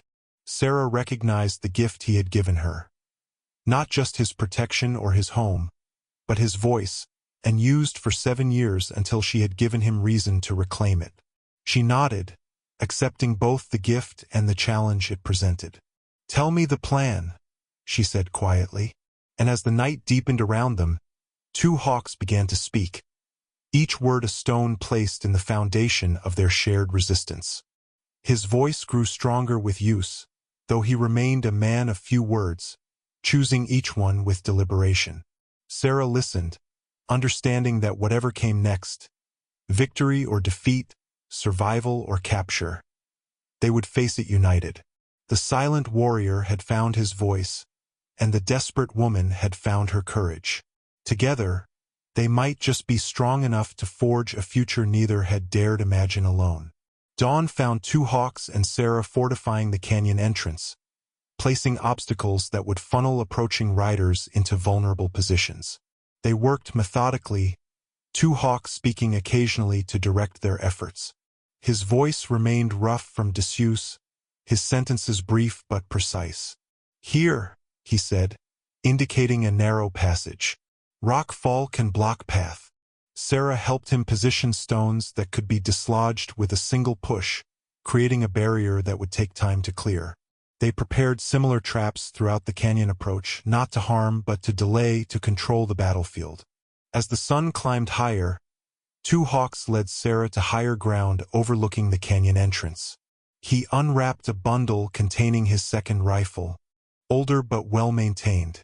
"You must learn," he said simply, handing her the weapon. Sarah took it hesitantly. "I've never fired anything larger than your small hunting rifle. Today you learn." His tone allowed no argument. He positioned her carefully, showing her how to brace the rifle against her shoulder, how to sight along the barrel. His hands adjusted her stance with gentle efficiency. "Breathe in," he instructed. "Hold. Squeeze gently." The rifle's report echoed through the canyon when she fired, the recoil jolting through her body. The bullet struck far from the target he'd indicated, a knot on a distant tree. "Again," Two Hawks said. They spent the morning in this fashion, Two Hawks guiding Sarah through progressively more difficult shots. By midday, she could reliably hit targets at moderate range. Not with his accuracy or speed, but enough to defend herself if necessary. As they shared a simple meal in the shade, Sarah studied Two Hawks' profile. Speaking had changed him subtly. Not just the sound of his voice, but how he carried himself, as though reclaiming language had restored something essential. "How did you learn to shoot so well?" she asked. Two Hawks finished chewing before answering. "Army taught me. I was scout. Interpreter." He paused, memories shadowing his features. "Before the betrayal." "What happened?" Sarah asked gently. Two Hawks was silent for so long she thought he wouldn't answer. Then he spoke, words coming slowly at first, then with increasing fluency. New commander arrived at Fort Apache. General Crook had made peace with Chiricahua with White Mountain Apache. Fair treaty. His face hardened. New commander broke treaty. Said all Apache must go to San Carlos Reservation. Desert land. No game. No water. He set aside his food, no longer hungry. Young warriors refused. Fled to mountains. Army blamed everyone.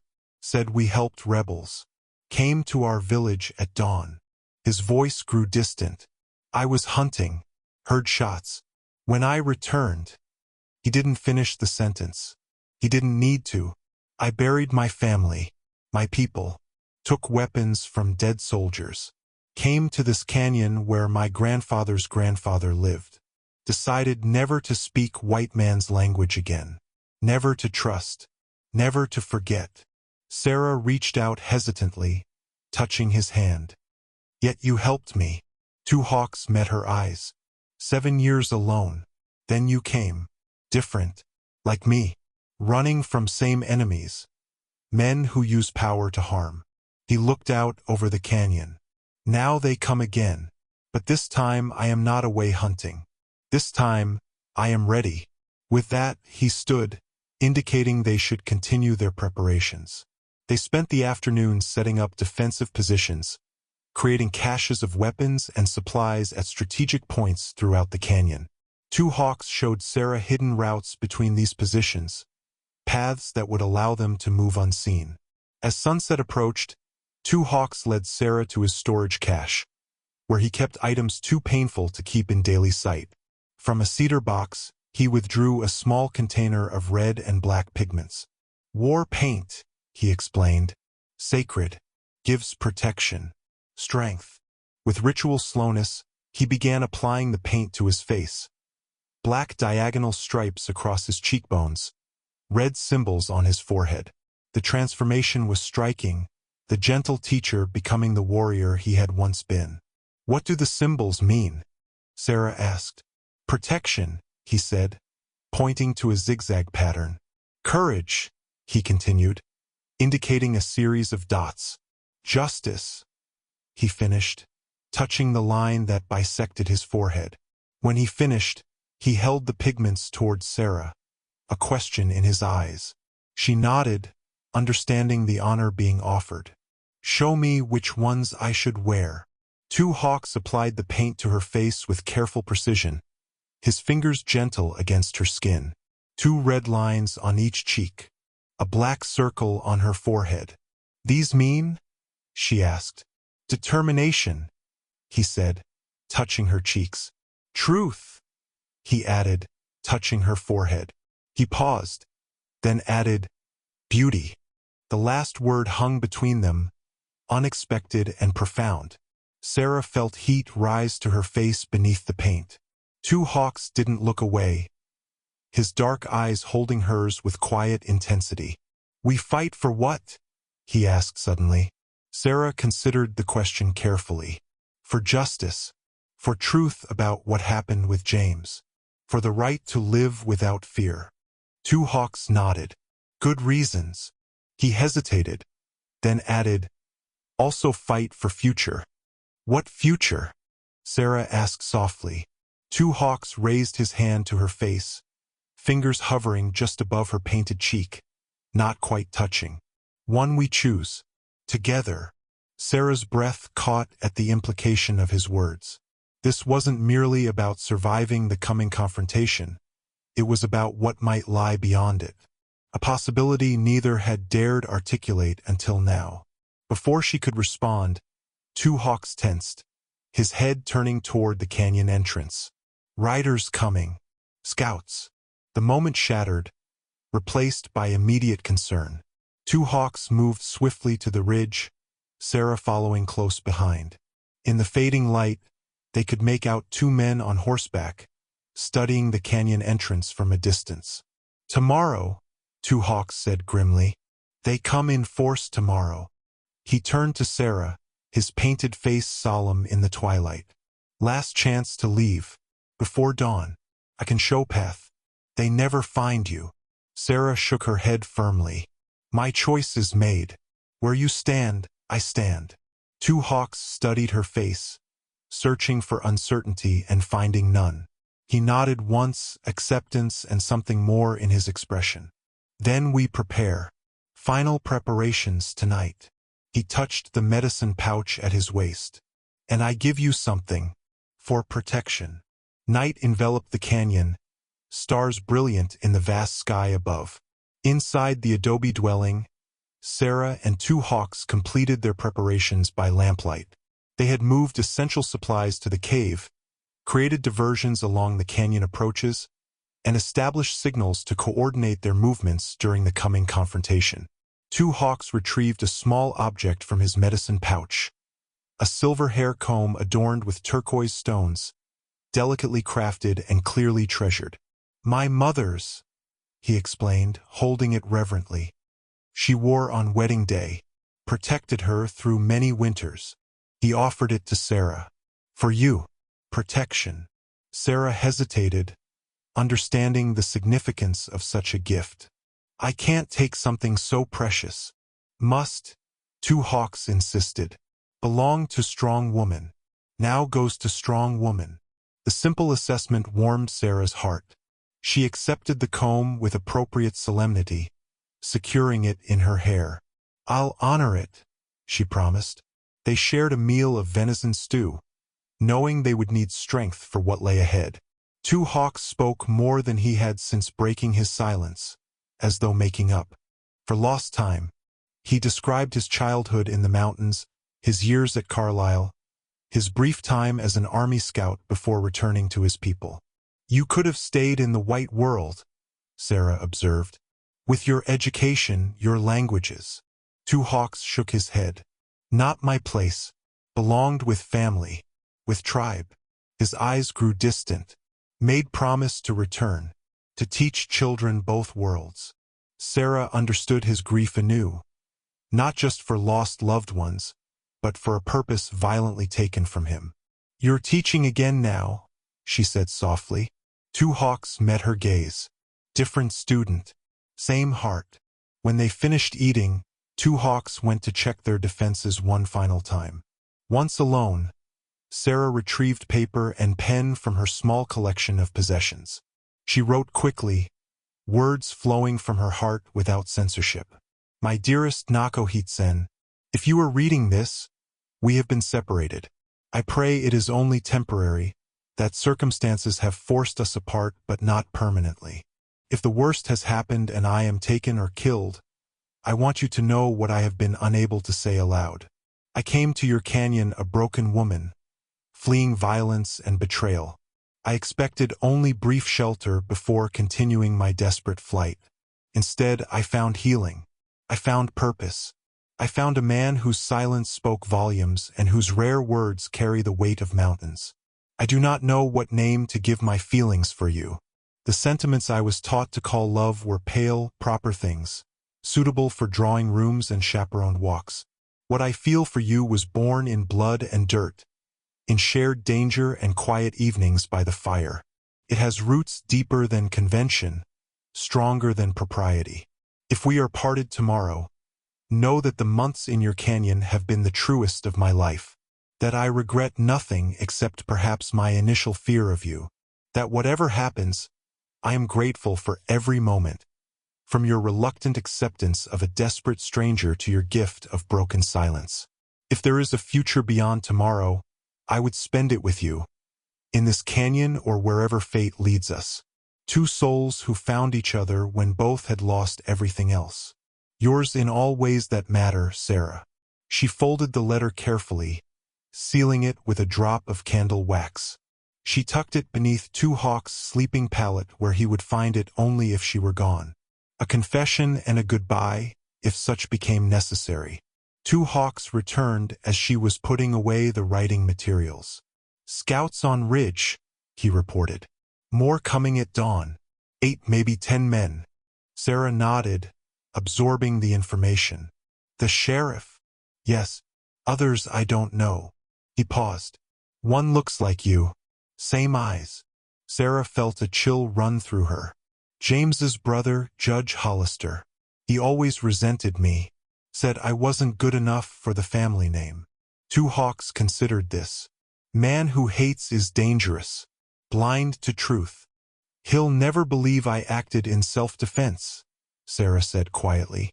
"In his eyes, I'll always be the fortune-hunting Easterner who killed his brother." "Then we make sure he never takes you," Two Hawks said with simple finality. He moved to the doorway, looking out at the star-filled sky. "Tomorrow everything changes, for good or ill." Sarah joined him, standing close enough that their shoulders nearly touched.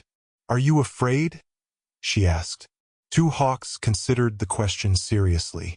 "Not of dying," he said finally. "Of failing. Of watching them take you, as I watched them take everything before." The raw honesty in his voice moved Sarah deeply. Without thinking, she reached for his hand, threading her fingers through his. Two Hawks looked down at their joined hands, then slowly tightened his grip. "I have something to tell you," he said, voice low and intent. "Words I have held back." Sarah's heart quickened. "Tell me." Two Hawks turned to face her fully, still holding her hand. "7 years ago, I buried my heart with my family. Thought it dead forever." His free hand moved to touch her face gently. "Then you came. Woke something I thought gone." Sarah's breath caught. "And now I fight for new beginning. For chance to—" He paused, searching for the right words. "To live again, not just survive." The distinction resonated deeply with Sarah. She too had been merely surviving, first in her marriage, then in her desperate flight. Life, real life with all its possibilities, had seemed beyond reach. "Whatever happens tomorrow," Two Hawks continued, "know that you brought voice back to silent man, brought purpose to empty days." He leaned forward slowly, giving her time to withdraw if she wished. Sarah met him halfway, their lips touching in a kiss both gentle and profound. A promise, a beginning, perhaps an ending. When they separated, Two Hawks rested his forehead against hers. "Sleep now," he said softly. "Tomorrow we fight. For everything." As Sarah lay on her pallet later, she listened to Two Hawks moving quietly around the house, making final preparations. Tomorrow would bring violence, danger, perhaps death. Yet beneath her fear lay a curious peace. Whatever came, she would face it beside a man who had reclaimed his voice to keep her near. A man who understood her as no one ever had. A man worth fighting for. Dawn broke with gunfire. The first shots rang out as pale light spilled over the canyon rim, bullets striking stone near the garden. Two Hawks pulled Sarah down behind a defensive wall they'd constructed, his movements swift and certain. "They announced themselves," he said quietly. "Want us frightened?" Sarah nodded, heart pounding but hands steady on her rifle. They had positioned themselves on a ledge overlooking the canyon approach, giving them clear sightlines while remaining partially protected. "Remember," Two Hawks said, Aim for horses first. Men without mounts must walk. Gives us time. Through a gap in the stones, Sarah counted 8 riders approaching in formation, the sheriff leading, flanked by deputies and what appeared to be hired guns. At the rear rode a well-dressed man whose bearing and features marked him as Judge Hollister, James's brother. "Citizens of the territory," the sheriff called out, "we're here on official business to apprehend Sarah Hollister, wanted for the murder of her husband. Surrender her peacefully, and there'll be no trouble." Two Hawks and Sarah remained silent, watching as the men advanced deeper into the canyon. The riders approached the first choke point, a narrow passage where Two Hawks had prepared a rockfall. "Now," he whispered. Sarah pulled the rope they'd positioned, sending stones cascading down. The horses reared in panic as rocks clattered around them. One rider was thrown. Another's mount bolted back toward the canyon entrance. "Take cover!" the sheriff shouted, drawing his pistol. Gunfire erupted from the posse, bullets striking randomly as they sought targets they couldn't see. Two Hawks signaled to Sarah, and they retreated along a hidden path to their second position. "Savage!" one of the men called out. "Matthews, the deputy with the scarred chin. We know you're harboring her. Hand over the woman and we'll leave you be." Two Hawks positioned himself behind a boulder and fired a single shot, striking the ground near Matthews' horse. The animal panicked, throwing its rider before fleeing. "Spread out," the sheriff ordered. "Jenkins, Williams, circle around to the house. Carson, with me up the middle. Judge, stay back with Cooper." Sarah and Two Hawks exchanged glances, anticipating the posse's strategy. They had prepared for this, setting up interlocking fields of fire that would allow them to control the invaders' movements. Two men approached the adobe house cautiously. Sarah aimed carefully and fired, the bullet splintering the doorframe beside them. They dove for cover, returning fire blindly. "We need to separate them further," Two Hawks said. "Follow me." They moved swiftly along hidden paths Two Hawks had used for years, emerging behind the main group. Two Hawks fired twice, hitting no one but forcing the sheriff and his companion to take cover behind inadequate shelter. "I can end this peacefully," the sheriff shouted. "Just send out the woman." "I won't go," Sarah called back, her voice strong despite her fear. "I acted in self-defense. James was trying to kill me." A new voice responded, cultured, authoritative, cold as winter. "My brother was a respected rancher," Judge Hollister proclaimed. "You were a fortune-hunting nobody who murdered him when he discovered your true nature." Sarah's hands tightened on her rifle. "Your brother was a drunk and a brute who beat me for 3 years. Ask anyone who worked at the ranch. They saw the bruises." "Desperate lies from a murderess," the judge replied dismissively. "Come out now, and I promise you a fair trial." Two Hawks touched Sarah's arm, shaking his head slightly. They both knew there would be no fairness from the judge whose brother she had killed. Gunfire erupted again as one of the deputies spotted their position.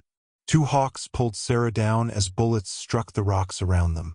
They crawled rapidly to a new vantage point. "Indian," Matthews shouted, having regained his feet after being thrown. "There's $500 for you if you hand her over. Why die for some white woman's crimes?" Two Hawks' face hardened. He stood suddenly, fully exposed, and spoke loudly enough for all to hear. "She is under my protection. Any man who wants her must come through me." His voice, unused for so many years until recently, carried clearly in the morning air. The posse fell silent, startled by the Apache's unexpected speech. The sheriff recovered first. "You're harboring a fugitive from justice. That makes you an accomplice to murder." "There was no murder," Sarah called out, joining Two Hawks. "James attacked me with a knife. I defended myself with a fire iron. One blow to save my life." "Liar!" Judge Hollister shouted. "My brother wrote to me about your insolence, your unnatural education, your failure as a proper wife. He would never raise a hand to any woman. Sarah laughed bitterly. Did he tell you about the broken ribs? The lost tooth? The miscarriage after he pushed me down the stairs? Her words hung in the air, raw and terrible. Even at a distance, Sarah could see the sheriff's expression change, uncertainty replacing determination. Two Hawks spoke again, his voice carrying moral authority despite its roughness. I have seen her scars, inside and out. She speaks truth. Judge Hollister's face contorted with rage.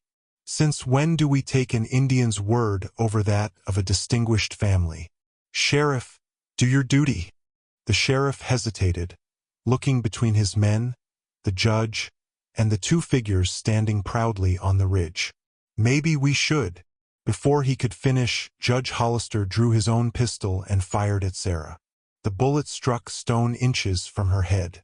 Enough talk, the judge snarled. Take them, dead or alive. Chaos erupted after Judge Hollister's shot. Two Hawks pulled Sarah to safety as bullets tore into the rocks around them. They retreated rapidly along a hidden path, emerging behind a large boulder as the posse advanced. Sheriff, Two Hawks called out. You are being used by a man seeking vengeance, not justice. Shut your mouth, savage, Judge Hollister shouted back. Sheriff, I'm ordering you to take that woman into custody. The sheriff stood his ground, uncertainty clear in his stance. Judge, firing without provocation isn't how we do things. I agreed to bring her in for trial, not to execute her on sight. She murdered my brother, the judge snarled. So let a jury decide that, the sheriff countered. That's the law. Two Hawks signaled to Sarah. They needed to separate the posse further, drive wedges between those who wanted bloodshed and those who might still listen to reason. They split up, Sarah moving toward the house while Two Hawks circled around toward the remaining horses. As planned, Sarah fired 2 warning shots that sent Jenkins and Williams diving for cover, while Two Hawks scattered the tethered horses with a well-placed shot into the ground near them. The confusion allowed Sarah to reach the house, where she could access their emergency supplies. Two Hawks, meanwhile, positioned himself where he could control the canyon's narrowest point. The woman goes back to stand trial, the sheriff insisted to Judge Hollister. Nobody dies here today if I can help it. You're a fool, Davis, the judge spat. Matthews, Cooper, 500 to whoever brings me the woman's head. The 2 hired guns moved immediately, working their way toward the house where they'd seen Sarah take position. The sheriff grabbed the judge's arm. That's not justice, that's murder. I won't allow it. Judge Hollister yanked free. You forget who appointed you, Davis. Who signs your pay vouchers. Who can remove that badge as easily as pinning it on. Sarah, overhearing from her position, called out. Sheriff, James was alive when I fled. Someone else must have finished what I started. The judge's face contorted with rage. Lies. All lies. But Sarah's words had struck home.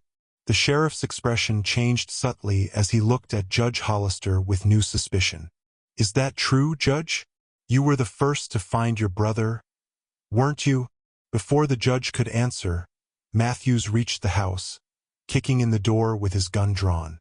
Sarah was waiting. She fired once, hitting him in the shoulder. He dropped his weapon, howling in pain. Next one won't miss, Sarah warned as Cooper approached from the other side. Two Hawks, seeing Sarah threatened, fired at Cooper, forcing him back. The sheriff used the distraction to disarm Judge Hollister, wresting the pistol from his hand. This has gone far enough, the sheriff declared. Nobody else gets hurt today. You're finished, Davis, Judge Hollister hissed. Siding with a murderess and a savage. The sheriff stood his ground. I'm siding with the law which says everyone deserves a fair hearing. Even a woman who killed her husband. Even a judge's brother. Cooper, still armed, looked uncertainly between the judge and sheriff. What are your orders, Sheriff? Before Davis could answer, Judge Hollister lunged for Matthew's dropped gun. "Kill them both!" he screamed, raising the weapon towards Sarah. Two hawks burst from cover, tackling the judge. They grappled in the dust, Hollister surprisingly strong in his rage. The gun fired once into the air before two hawks knocked it away. "She deserves to die," Hollister shouted, face contorted with hatred. "My brother wrote everything. How she humiliated him with her education. How she turned the servants against him. How she denied him an heir. Did he write how he beat her?" Two hawks demanded, pinning the struggling judge. "How he broke her ribs. How he killed her unborn child." The judge went still, shock replacing rage. "What did you say? Your brother caused her to lose a baby?" Two hawks said, voice low but carrying clearly in the sudden silence. "Ask her. Ask the ranch hands who watched him push her down the stairs." All eyes turned to Sarah, who had emerged from the house, rifle lowered but ready. 3 months along," she said quietly. "James was drinking heavily. Said he wouldn't father a child who might inherit my willfulness. He pushed me down the staircase. I lost the baby that night." The sheriff removed his hat, his weathered face grave. "Is this true, ma'am? You were with child when he attacked you?" Sarah nodded, tears threatening but held back by force of will. "No one at the ranch spoke of it afterward. James forbade it. But Consuela, the cook, helped me through the worst of it. She's still at the ranch. She knows the truth." Judge Hollister had gone pale. "He never mentioned, never wrote of any. Would you have admitted such a thing to your brother, the judge?"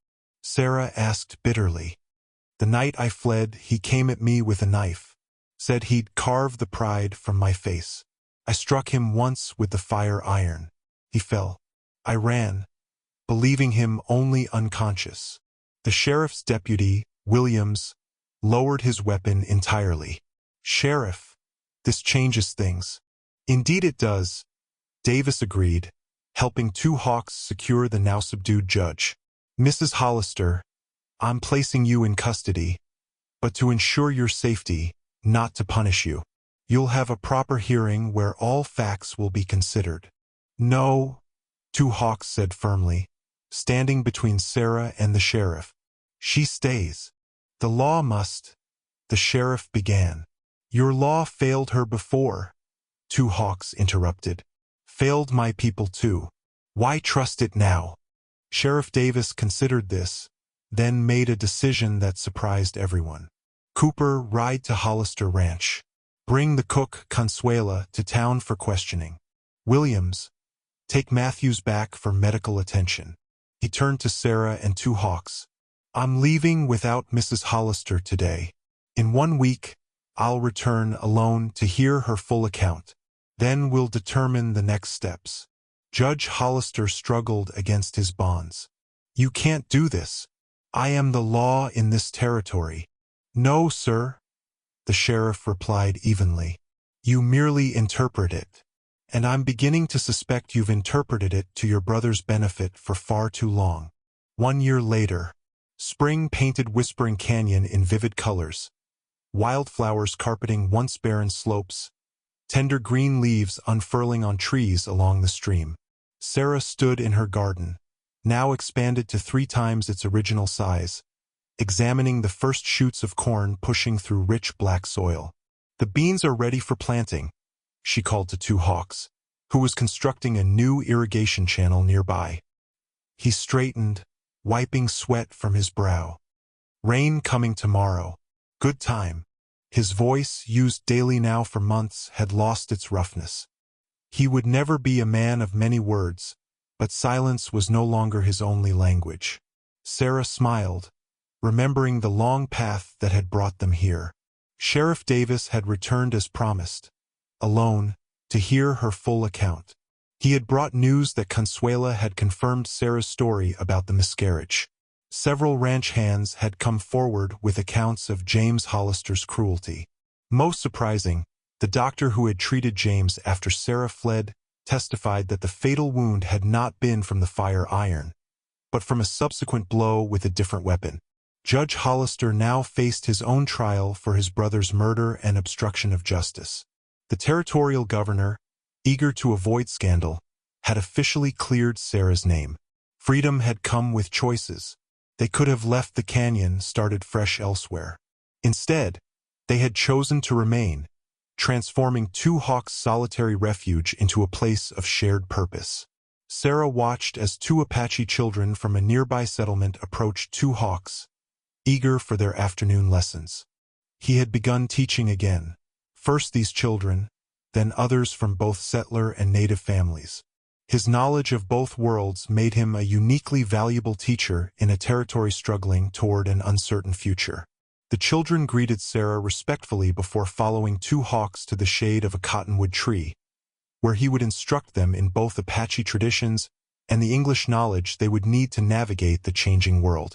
Sarah would join them later for reading lessons, her former profession reclaimed and repurposed. She returned to her gardening, the simple work soothing after years of tension. Her hands, once soft with genteel idleness, were now calloused and capable. She wore her hair in a single braid down her back, Two Hawks' mother's silver comb securing it at the nape of her neck. Her dress combined the practical aspects of Apache design with modifications of her own, symbolizing the bridge she and Two Hawks were building between worlds. Near the garden's edge lay the foundation stones for their new home, larger than the original adobe dwelling, designed to accommodate both their needs and the small school taking shape under the canyon walls. They had laid the first stones in a ceremony that honored both their traditions, calling upon ancestors and God alike to bless the endeavor. Two Hawks approached as she finished planting a row of medicinal herbs. "Children want story," he said, extending his hand to help her up. "The one about warrior and teacher." Sarah laughed, taking his hand and rising gracefully. "Again? They've heard it 3 times already. They like happy ending," Two Hawks replied with the slight upturn of lips that constituted his smile. "So do I," Sarah said softly. As afternoon mellowed toward evening, residents of Whispering Canyon gathered for the weekly communal meal, a tradition Sarah and Two Hawks had established to build fellowship among the disparate peoples drawn to their unusual sanctuary. Apache families set up cooking fires alongside settler women. Children played together, switching effortlessly between languages. Former soldiers broke bread with men who had once been their enemies. Sheriff Davis arrived as the meal began, removing his hat respectfully. He visited periodically, partly to maintain order, partly to enjoy the rare harmony of the canyon community.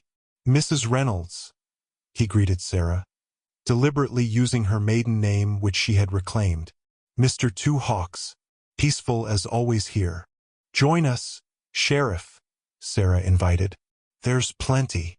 As night fell, the gathering moved to the ceremonial circle, where Two Hawks led the community in songs that honored both Apache traditions and settler hymns. Sarah watched him, this man who had spent 7 years in isolation now guiding a community toward unity.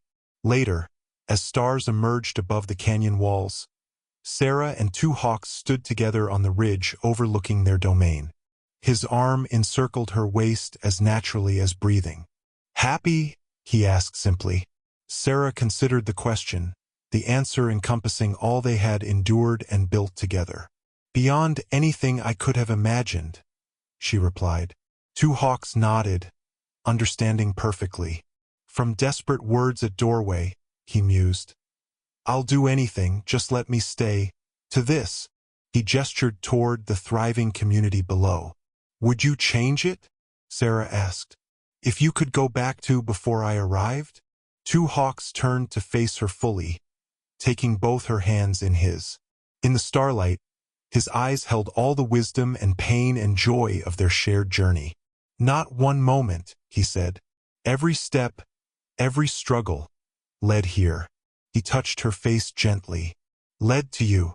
Sarah leaned into his embrace, feeling the steady beat of his heart against hers. The canyon stretched around them, No longer merely a hiding place but a home. No longer a sanctuary for one solitary, grieving man, but the foundation for a future neither could have foreseen when a desperate woman collapsed at the door of an Apache who had never let anyone in. Until her